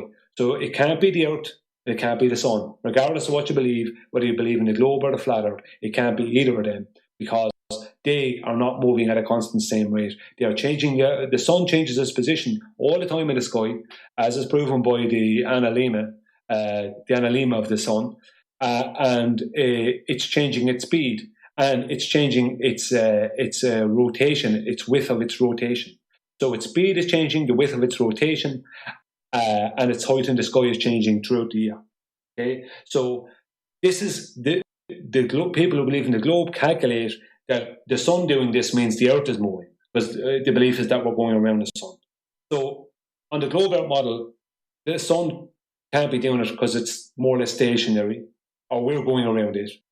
So it's asserted that it's the globe doing it, and it can't be the ground that's being picked up then by the 15-degree drift, because the ground being picked up by that would mean that it wouldn't be a 15-degree drift all the time, because it's constantly changing its speeds. It's always changing its speeds, because the sun is always changing its place in the sky. The sun is always changing its speeds, and it's changing its width of circle. So regardless of whether you believe in globe Earth or flat Earth, it can't be the Earth and it can't be the sun. So it has to be something else. So I'm sorry, Bob the science guy, but these two are not picking up any movement of the Earth or the sun, because they can't be. If it's a constant 15-degree drift, it can't be, because that is not going to be a constant with either in the globe Earth or the flat Earth model.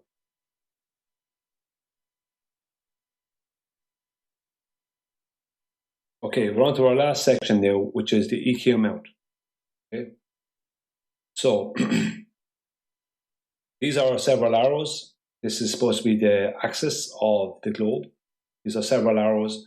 that are on the same, all on the same latitude, let's just say, right? Question, which arrow or line is pointing toward Polaris? Answer, this one, that black line there.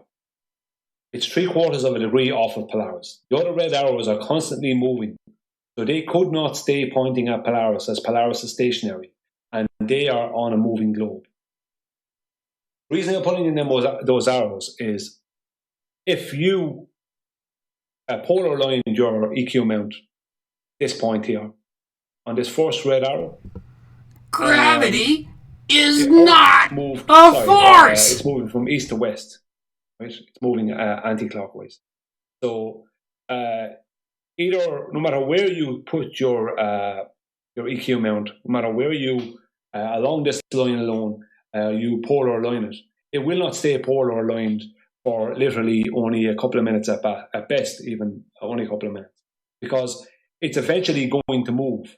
Because if you're on a globe, the point I'm making is, if you're on a globe, then the globe is moving, so the EQ mount will be moving. So there is no way for it to stay aligned. It's just not possible. Imagine that this red line is in line with the axis of the globe, right? This red line here, right? So it's pointing spinning ball monkey religion. Right, pointing to true north and onwards to 3/4 of a degree off Polaris. Now imagine that you're in Central America on the central USA, on that particular longitude line, and you polar align your EQ mount telescope with this red line, and then the Earth spins? Question mark. Right. So you can imagine this side of the globe here is the northern hemisphere, and this side is the southern hemisphere. So if a ship can move 10 degrees north or south in the northern hemisphere and change Polaris' position in the sky, then how could you ever keep an EQ mount polar aligned when you're constantly moving out of alignment by 785 miles per hour in Nebraska, for example? So, because that is the rotation speed in Nebraska, right? 785 miles per hour. It's on the 41st latitude, I think. At those speeds, how could you ever align it, especially considering ever align it at all? Like, could you ever align it? Especially considering Polaris' very small angular size in the sky. Okay, so all these red arrows show the alignment of your EQ mount if the Earth was to spin, question mark, right? Let's say your EQ mount was in western Nebraska, USA, then the rotation speed at that latitude is just over 785 miles an hour. So an hour after getting your EQ mount polar aligned, it would already be 785 miles away from your original alignment. How would it be possible to align it at all on a moving object? Question mark. How could you align it on a moving object? You couldn't. You would literally, especially at that 41 degrees north latitude, it'd be 785 miles an hour rotation speed. So literally, the moment you have it aligned, it'll be going out of alignment. Polaris only ever moves its position in the sky if you move. If you stay stationary, then Polaris also stays stationary. So if you polar align an EQ mount and it stays polar aligned, then the ground it resides on is as stationary as Polaris is in the sky. So if you can polar align an EQ mount in the northern hemisphere or the southern hemisphere, and it doesn't move from that, once it's not moved or tampered with, if that would stay polar aligned, even if you put it out for 2 hours and come back and take it down, then if that didn't move its polar alignment in those 2 hours, then the Earth has to be absolutely 100% stationary. There is no way around that, as once the Earth would move, they would lose their polar alignment.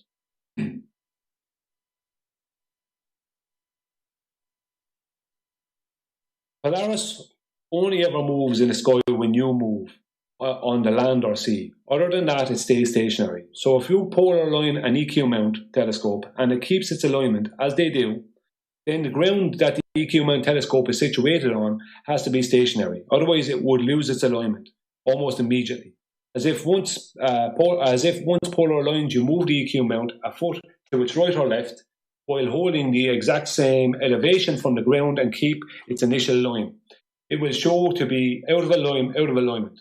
So basically, if you polar line your EQ mount and you move it then 1 foot to the left or to the right, keeping the exact same elevation and keeping the exact same line. So not moving it back at an angle, keeping it exactly in the same line, 1 foot left and 1 foot right, it'll be out of alignment, right? It will show to be out of alignment, as Polaris, regardless of your personal beliefs on its size and distance, has a very small angular size in the sky and does not move. So if Polaris does not move, and it does not, and your polar aligned EQ mount telescope is staying aligned, then that means that the very ground that your mount telescope resides on is stationary too, as you cannot polar align an EQ mount telescope on a moving object, and that's just reality.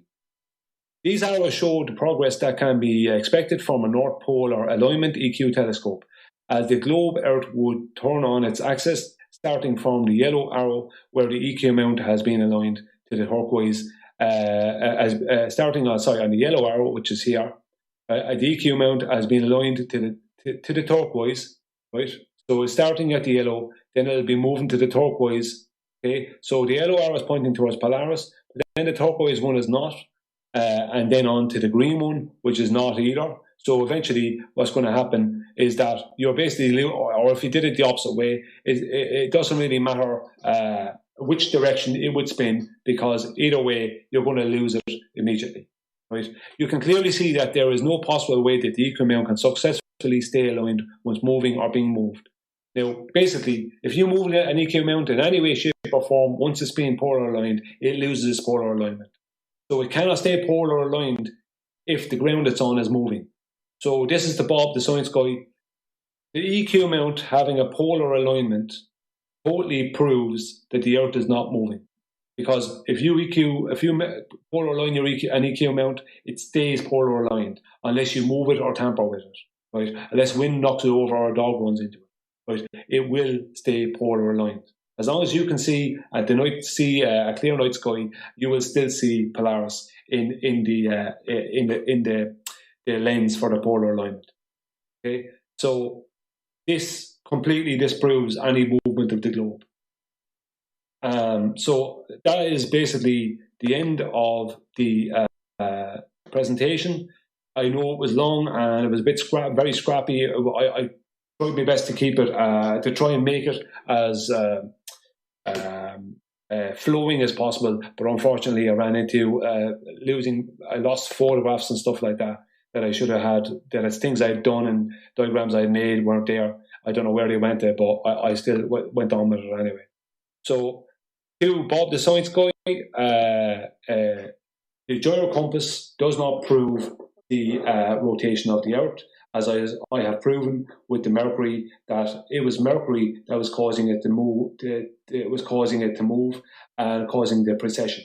So whatever they're doing with gyro compass, the ring laser and fiber optic gyros, I don't know, but I've proven that I think I have significantly proven that they are. I don't think that's the right word. That they are not picking up any movement of the Earth according to the analemma of the Sun.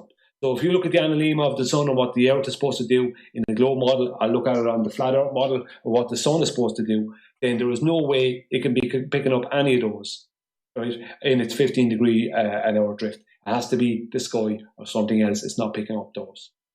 When it came to the night sky, I proved that it is proof of a flat Earth.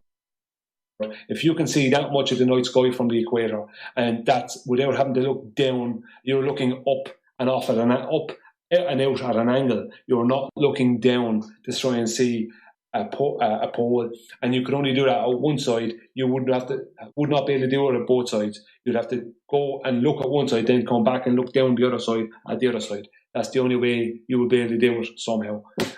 So people can test that for themselves, as with the way things are going now with cameras and stuff like that. I'm sure we'll have a lot more footage of the sky. But the sky itself completely proves the flat Earth. The sky that the globe Earth are talking for a long time about being a big globe Earth proof, it's not. It's a flat Earth proof. You'd have to look down at an angle to see the Polaris or Sigma Octantis, and you don't have to do that in reality. In reality, they're above you and off to the left and off to the right from the equator. And they don't spin in different directions. It all spins in the one direction. But if you look at it at the right, if you look at the north, it'll be spinning from right over your head from right to left. If you turn around and look towards the south, it'll be spinning over your head from left to right. So they're not spinning at in two different ways. So Bob, you were not being honest when you said that, as I know you know better. So I think although it was a very scrappy presentation, I think it completely disproves all the points that Bob put forward. Even though I didn't get a chance to look into the fiber optic gyro and the ring laser gyro, the analemma of the sun disproves Bob's assertion there.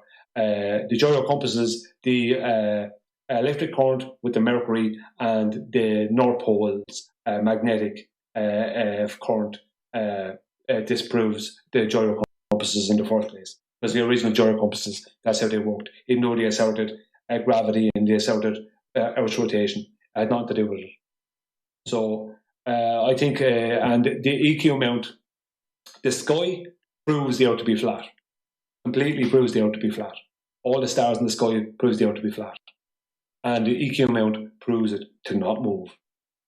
So all the things that the globe are saying for years prove the globe. EQ mount, stars in the sky, gyro compasses, ring laser gyro, and fiber optic gyro. Those 5 things, I'm sorry, they actually prove a stationary flat Earth.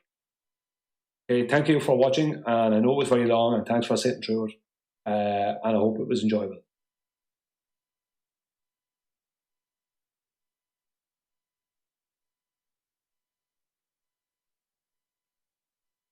Okie dokie, guys. Well, that was a long presentation, but very in depth, and it does look like there's an awful lot of work gone into this by the amount of files that you can just see there. So give me just a moment to try and get him back on Skype. Won't be a second, guys.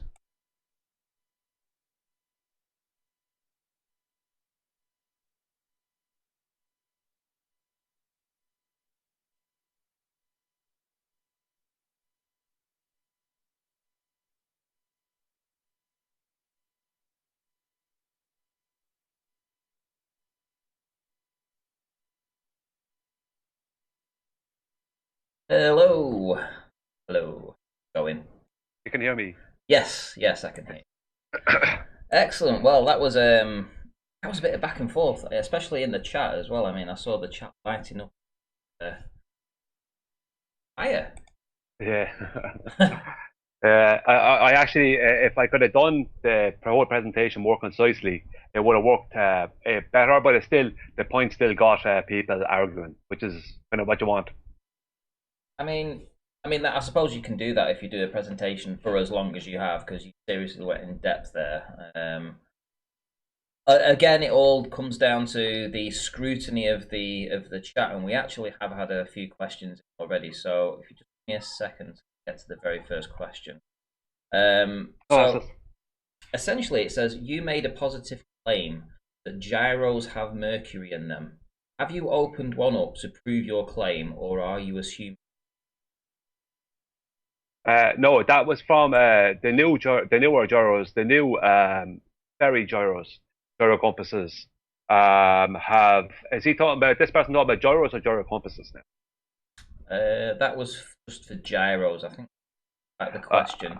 I'll answer it anyway. Yeah, you've made a positive claim that gyros have mercury in them. So it wasn't specifically about gyro compasses, just gyros in general. And then we also have along the same lines another question saying, where did you get your information about gyroscopes? Yeah, where I got both that information, both of those questions are answered by the Sperry Gyro Compass Handbook. That's where I got it. I was showing it on screen. It's the handbook of the older gyros, the original gyro compasses.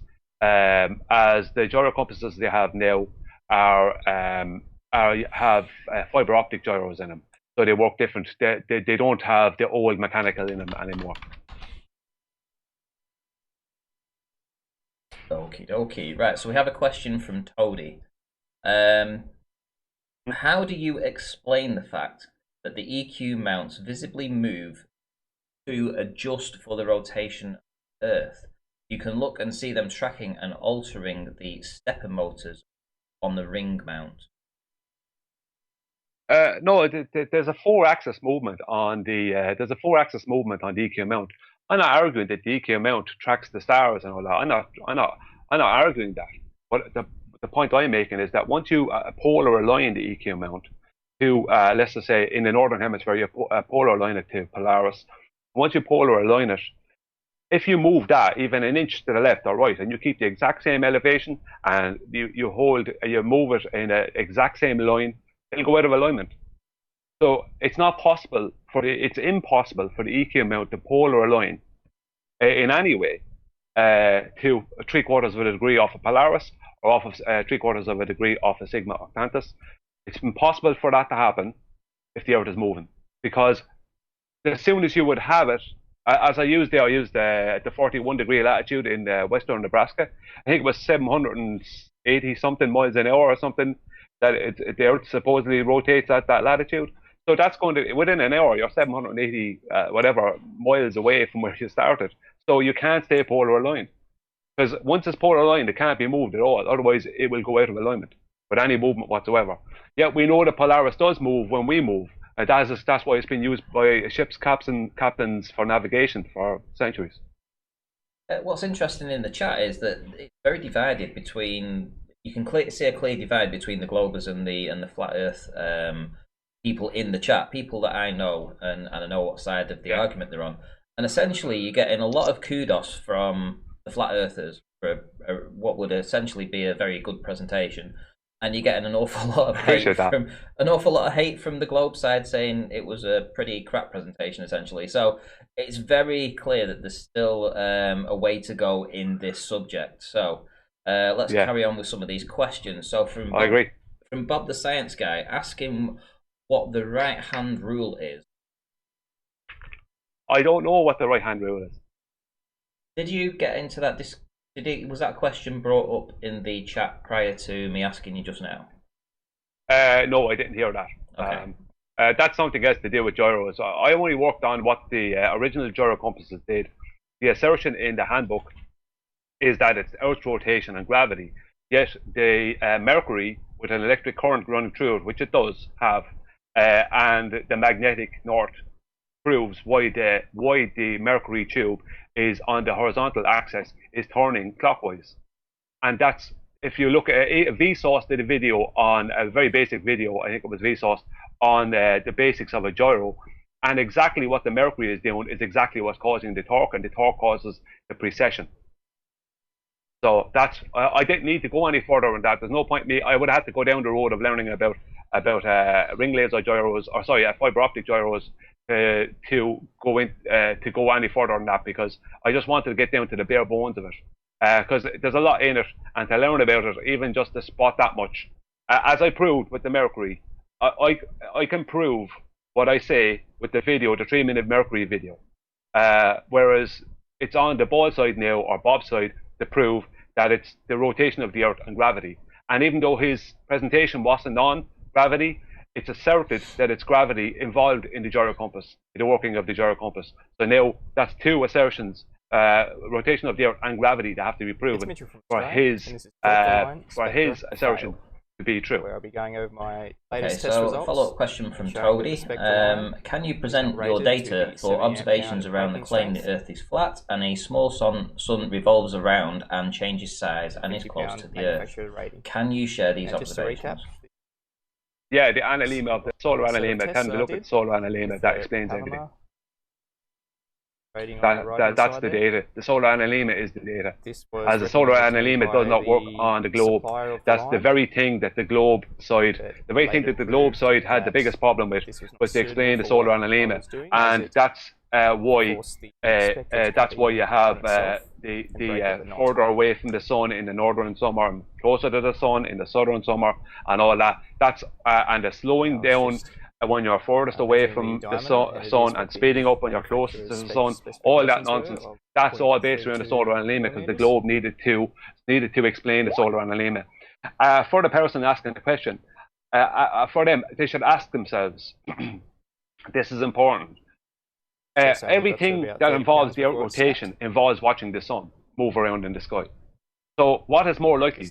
That the sun is moving around in the sky because that's what you see it do, or we are moving around because we don't, the very thing we don't have evidence for. So the data is the solar analemma. That is the data. Okay, so we have a statement from Brenda von Assen. No. Kudos to him for his many proofs of the globe tonight. 10 or 12 that I did. Actually, look, Brenda's going to say that, actually. So from Bob the Science Guy, that is how gyro compass works by the right hand. And from Toady, which is an actual question, you claim that the Earth doesn't move and EQ cannot be polar aligned.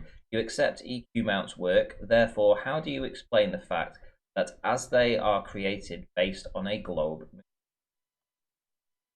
Okay, I'll answer. First of all, I'll give a reply to what Bob said about the right-hand rule. I think the right-hand rule, this is just going off of logic, is the fact that you set the compass, when you're setting the gyro compass, the original mechanical ones, you set the mercury tube, which is the horizontal axis, you set that east of north. So that would be right-hand to north. If you're looking directly, if north was directly ahead of you, in front of you, you would set that the mercury tube east of north, which would be the right hand of that. That could be what he's talking about. I'm not sure, but that would be logically what I would think of. Tody's question was, how does the EQ mount work if it's designed to work on a globe? Was that basically it? If you wouldn't mind reading me that question again. Okay. I think it was how does it work? How does it work on a flat Earth if it was designed to work on a globe? That was basically it. I'll read it to you again so that there's nothing missed. Just bear with me. You claim that the Earth doesn't move and the EQ cannot be polar aligned. You accept that the EQ mount works.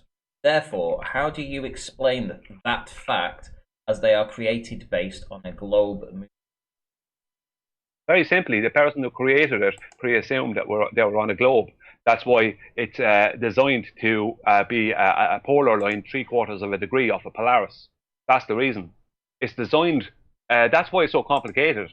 It's like everything else in the globe model. It's very complicated. It's a fantastic, I mean, as an invention, I mean, the person who did it, their abilities, their intelligence was fantastic. But they just pre-assumed they were on a globe, as everyone else did. You know, that's what it is. It's a pre-assumption of a globe. But the problem is that actually completely proves the Earth to be stationary. So it proves it doesn't prove flat, right? The EQ mount is not proving flat because it's looking up at the sky, but it's proven stationary. Okay, so from the Adam Meakin, the right-hand rule is a demo for people who struggle to understand the concept, to help them visualize the field direction. That's what his. So we have again another follow-up question from Toady. You make a major claim, so just saying analemma isn't enough. I am asking for your observations. There are multiple aspects that don't work on your model, not just the analemma. Well, the analemma is the data. The analemma is the oldest data of the sun, and it can't be argued with. The analemma does not work on the globe model without a lot of crazy nonsense added in. It works absolutely perfect on the flat Earth model. And I don't know when Toady is saying there's so many things that don't work on your model. I don't have a model. I use the word model in the presentations just because it's easier for people to understand. And because I'm saying the globe Earth model, I'll say the flat Earth model. I don't have a model. This is where we live. What we're living on. As far as my observations, I don't have to make all those observations because people have already made them for me for hundreds, maybe thousands of years. And the analemma is the data. It works on the flat Earth perfectly, but it does not work on the globe without a lot of crazy nonsense added in. Right. So if he's looking for, he might have to ask, maybe he wants to redefine the question or something. But if he wants better data than the analemma, there is no better data than the solar analemma. That is the data. Bear with me. Oh no, so it wasn't a question. It was a statement from Sky's the Limit. EQ mounts do not take into account any of the so-called movements of the Earth. They simply track the stars in a circular movement, not an elliptical one. Would you agree? Yes, that's true. Yeah, they're designed for tracking the stars, not designed for the movement of the Earth. It's just pre-assumed that we're on a globe by the person who made it. Or maybe it wasn't pre-assumed. I'm just saying it was pre-assumed because that's what I'm saying. I'm thinking because of the fact that it's borderline 3/4 of a degree off of Polaris, which is speak about the true north being 3/4 of a degree off of Polaris. But I can't know what the person was thinking when they were making it. That's only just a logical deduction. But as I said, I'm not that person, so I don't know. Okay, so from Brenda Van Assen again, apparently yourself has never actually shown that the anemometer doesn't work on a globe. I did a week ago there. I absolutely hammered it a week ago. There's no way for it to work. When I say it doesn't work, you can calculate it on a globe, but you can't physically make it work. Yeah, that's the problem. You can make it look. Sorry, Ranty. No, I just have to agree. I do remember last week you did present exactly what you're saying. So if you need to check that out, look up the solar anemometer, whatever it's called, from last week, and you'll see it on the start of the video too. So from the Adam Meakin question, was the anemometer used to navigate before the Earth was assumed a globe? Yeah, well, they definitely knew. I don't know if it was used for navigation. Adam might know a lot more in that direction than me, but it was known before anyone assumed the Earth to be a globe. The analemma is a very, very ancient symbol. They knew about the analemma a long time ago, as they made a point of what's the word I'm looking for? Made a point of recording where the sun was in the sky throughout the year. Whatever, I don't know how they went about it, but they knew about it a long time ago. So it very likely was used for navigation, as it could be used for navigation, where the sun is in the sky, the height of it, where it is in comparison to different continents and that. You could totally find out where you are or where you're supposed to be.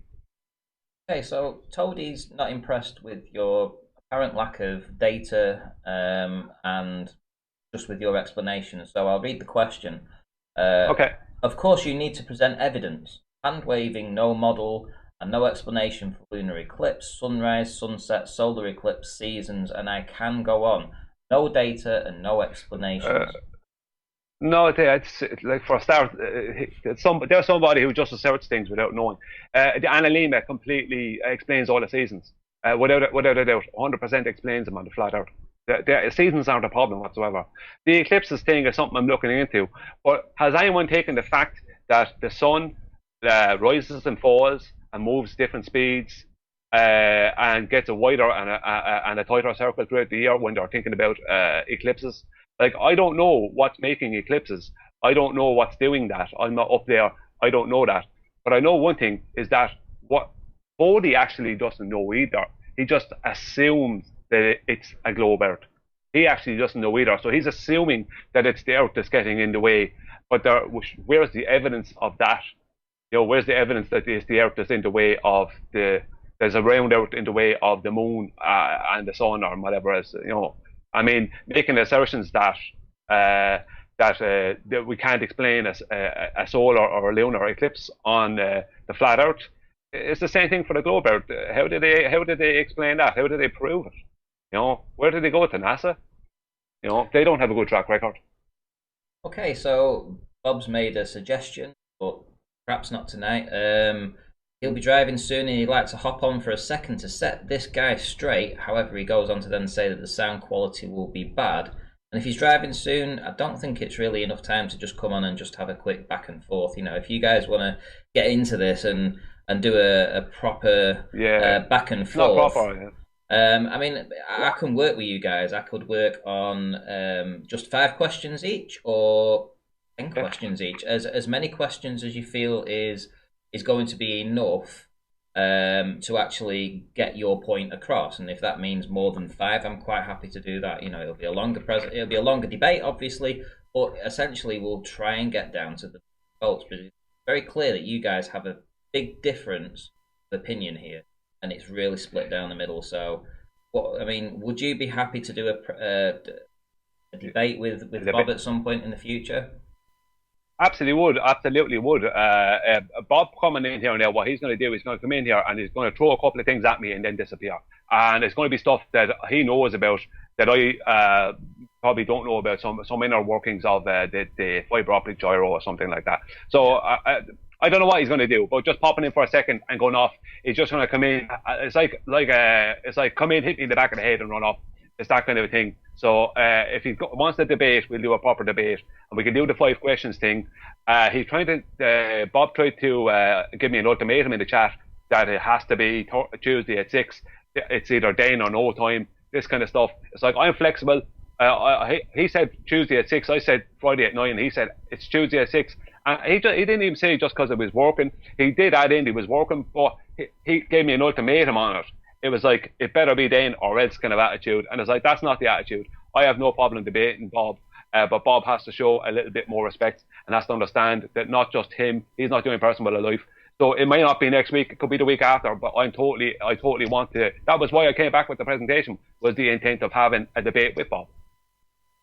Yeah, I mean, I'm happy to work around you guys. You know, I mean, if you've got a set time, it could be later than normal, earlier than normal. I'll try and schedule something if I need to finish work earlier or whatever, or get up in the middle of the night, whichever. You know, I'll do this because obviously. We won't ask you to do that. Let's get some answers here. You know, So, but yeah, like you say, you know, don't try and, especially don't do what I did. Don't put your life on hold and yourself into take too much time of your life. Don't let it overtake your life. Anyway. Oh, I understand. Let's see. Look. Seem to be an awful lot of questions right now. Apart from Bob saying that you're clueless. Yeah, he's had to say that many times. He has to prove it though. That's the problem. Right, so where's the video of yours that you just spoke of? So it's round table 11 or round table 12. It will be solar analemma proves the flat Earth. So if you just check my channel out and click on my videos, it'll probably be about the 5th or the 6th one from last week. Yeah, it was last Friday at 9. I think it was number 12. It was on the 19th. On the 19th, number 12 on the 19th. I just saw in the chat there, Bob said, I haven't there on the debate, so do more research. And he said goodbye to you or something like that. So it's up to Bob. To be fair, I mean, you have poked the bear. You know, I mean, essentially, I mean, your entire video was basically an hour and a half of poking the bear with Bob. So it's going to be from Bob's perspective. He's sitting in the chat, you know, so it is kind of one of them that he's in the chat. You're doing a presentation, and you must have mentioned his name 80 times, mate. Yeah, I did. Well, it was. But it was. That was the point. The point was to be a rebuttal to Bob. It wasn't a personal thing with Bob, but it was just that it was going to be a rebuttal to what he put out. And there's no point in me not mentioning his name. Isn't that it? I mean, he made the presentation. I'm giving a rebuttal to that presentation, so I have to mention his name. Yeah. I mean, what I said about the Mercury, did Bob ever even think of that? You know, that's the thing about it. Like things like that. It's like Bob. There's no point in Bob saying that that's nonsense. He hasn't proven it to be nonsense. You know, things like that. But and the reason I like the structured idea of a debate is because it gives both sides time to prepare a response. And if you're not prepared, if you don't understand the question or you have limited knowledge in that actual part of the question, you can go and research it, and it gives you time to actually do that. So you can actually get into a proper debate rather than, like you say, running in, hitting you on the back of the head, off. I don't want that here, really. I would rather like a structured questions up front. People know what's going to come their way. They can prepare for that. And that's the best way I think that we're going to get proper answers. So yeah, I'm happy to work with that. So Bob in the chat, if you want to email me, obviously, or speak to me on Skype. I know you've messaged me on Skype. Just we'll try and work a day out, try and work a time out, and I'm happy to do something, work around you guys. So yeah, I'm looking Bob for said questions, he's but not there working. isn't any. Sorry, I'm looking for sorry, questions. Ranty. It doesn't seem to be any questions. What? Really doesn't seem to be any more questions. So, in that case, I guess I'm going to have to wrap this one up. Is there anything you actually want to say before I go? Yeah, a couple of small bits. Three things. One, I said in the presentation that if you set, I have to say this because it was only after I recorded it, I remembered it was wrong. If you set the Mercury horizontal to the opposite side, which would be west of north, then it will go the other way. It won't, because of the type of magnetism that's coming from the North Pole. It will always turn clockwise, not anti-clockwise, because of that. I don't. That is something that whatever. I'll have to ask the guy in the video who made the video which direction, which magnetism it was a positive or negative, because it turns clockwise with one and anti-clockwise with the other. So I want to find out that, and that'll tell us what the North Pole is, as in what magnetism it is, or at least give us a good indication. So I just wanted to put that straight. Secondly, Bob and me having a debate. If Bob tells you what days he's free, what evenings he's free in our time, I'll do what I can. I may not be able to do it at 6. It might be a bit later in the evening. And if I can't do it on the Tuesday, as Bob says, we'll try and work it a different day. I'm flexible. I'm open, but I can't be there Tuesday at 6. It would have to be later in the day on Tuesday for me to be there, like 8 o'clock, something like that, for me to do it. 7:30, 8 o'clock for me to do it. And the third thing is, Rumpus last night said a lot of very unintelligent things concerning my after watching 15 minutes of my analema presentation, and he called me a moron or an idiot or something many times. Well, my challenge is out there to Rumpus. If you want to make a presentation against my one and then debate me afterwards on Ranty's show, I'm quite happy to do that, and we'll see if I'm an idiot or if you're an idiot. As I know from what you said that you are totally wrong, Rumpus. Thanks, Ranty, and thanks to everyone who watched and was part of the show tonight. No problems, and thanks for your effort that you've put in. Again, you've put an awful lot of effort in. I mean, how long have you been collecting these slides and stuff that you've been showing through today? Well, actually, that was literally in the past week. I got hundreds, and what actually happened to me is part of the reason why the whole thing was scrappy and took longer is there was a load of images and diagrams I had ready and made that just disappeared on me for some reason. I don't know where they went, but they disappeared. I had really good images of the sky, showing a huge amount of the sky from the equator, and showing basically both spirals in the sky, the one over the center and the one moving on the outside. And I had really good images of that, and a load of other stuff and diagrams I made, and they just all went missing. So literally what happened to me is I sent you an email on Sunday saying I wanted to do a rebuttal to Bob's presentation, and then what happened is it got to a point where I probably needed another week to do it really proper and do it really well. But it doesn't matter. I didn't want to not have a presentation for you for tonight. So I had to just gather up as much stuff as I could and make of it what I could in the moment. And so all these images and stuff, they're literally crowding up my computer. Everywhere I go, I have folders of images everywhere of the sky and of the analema and all this other stuff. So I don't know where. That's why I couldn't find maybe the things I was looking for, because they had gone missing in some folder somewhere, and I couldn't find them.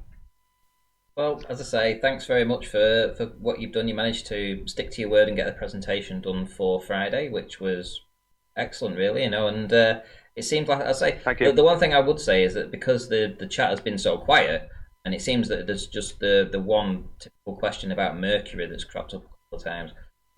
Essentially, barring that, it doesn't seem that there's that many rebuttals immediately. Maybe I've missed quite a few things, but either you've talked them to death.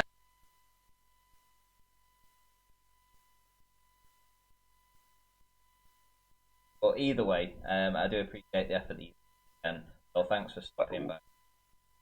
one last thing on the what a part of the presentation.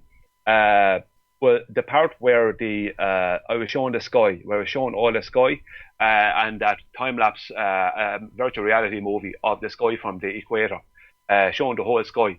That is a very, very good proof of flat Earth, as you cannot see all that sky on a globe. You just can't do that. Right? To see the two poles, the sky poles on a globe, you can only turn one way and look down to see one, and then turn around and look down to see the other, if you were lucky. And I don't even think that would be possible on a globe. You wouldn't be able to get up high enough to be able to see down. So there wasn't much about that. I thought it'd be more, but then again, it was a very long presentation, and I suppose people are going to go with what they last heard. Okay, well, thank you. Say, thanks very much. I'll give you a call back in around about 10 minutes. Yeah, no hassles. On the ball. Thanks. Talk to you in a while. Bye-bye. Bye. Hey everyone, thank you.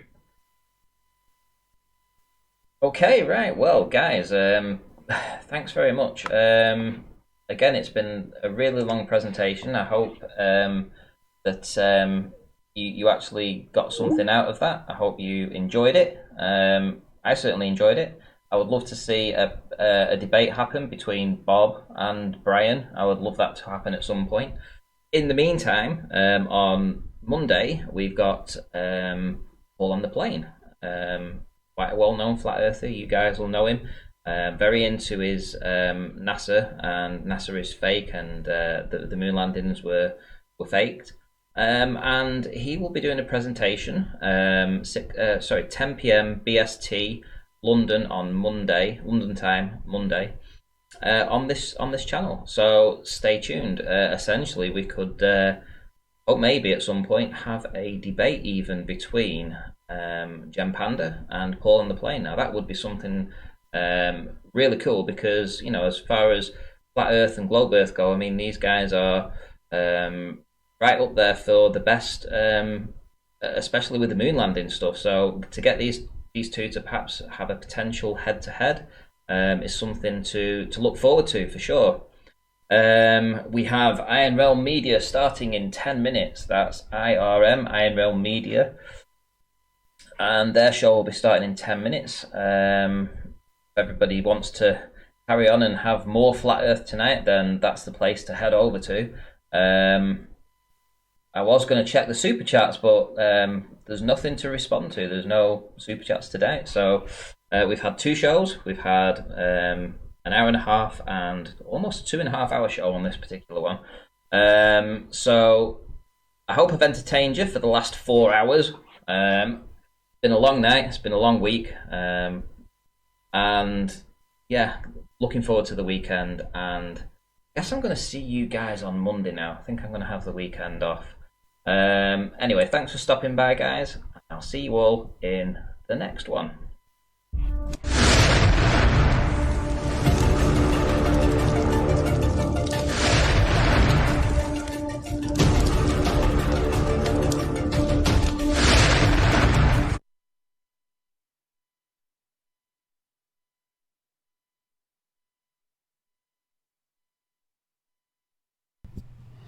Well, guys, that was fun.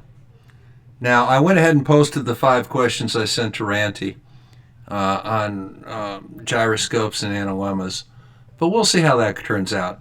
I'm really not going to waste a lot of time with this guy on Tuesday. If he is as clueless at the debate on Tuesday as he was during this presentation, I really don't want to spend the time doing it. I'd rather make another video or something for you guys. So, I want to wish you all a good night. Thank you very much. Make sure that you like and subscribe to my channel. And, if you want to pop a super chat in on the way out, feel free. Take care, guys.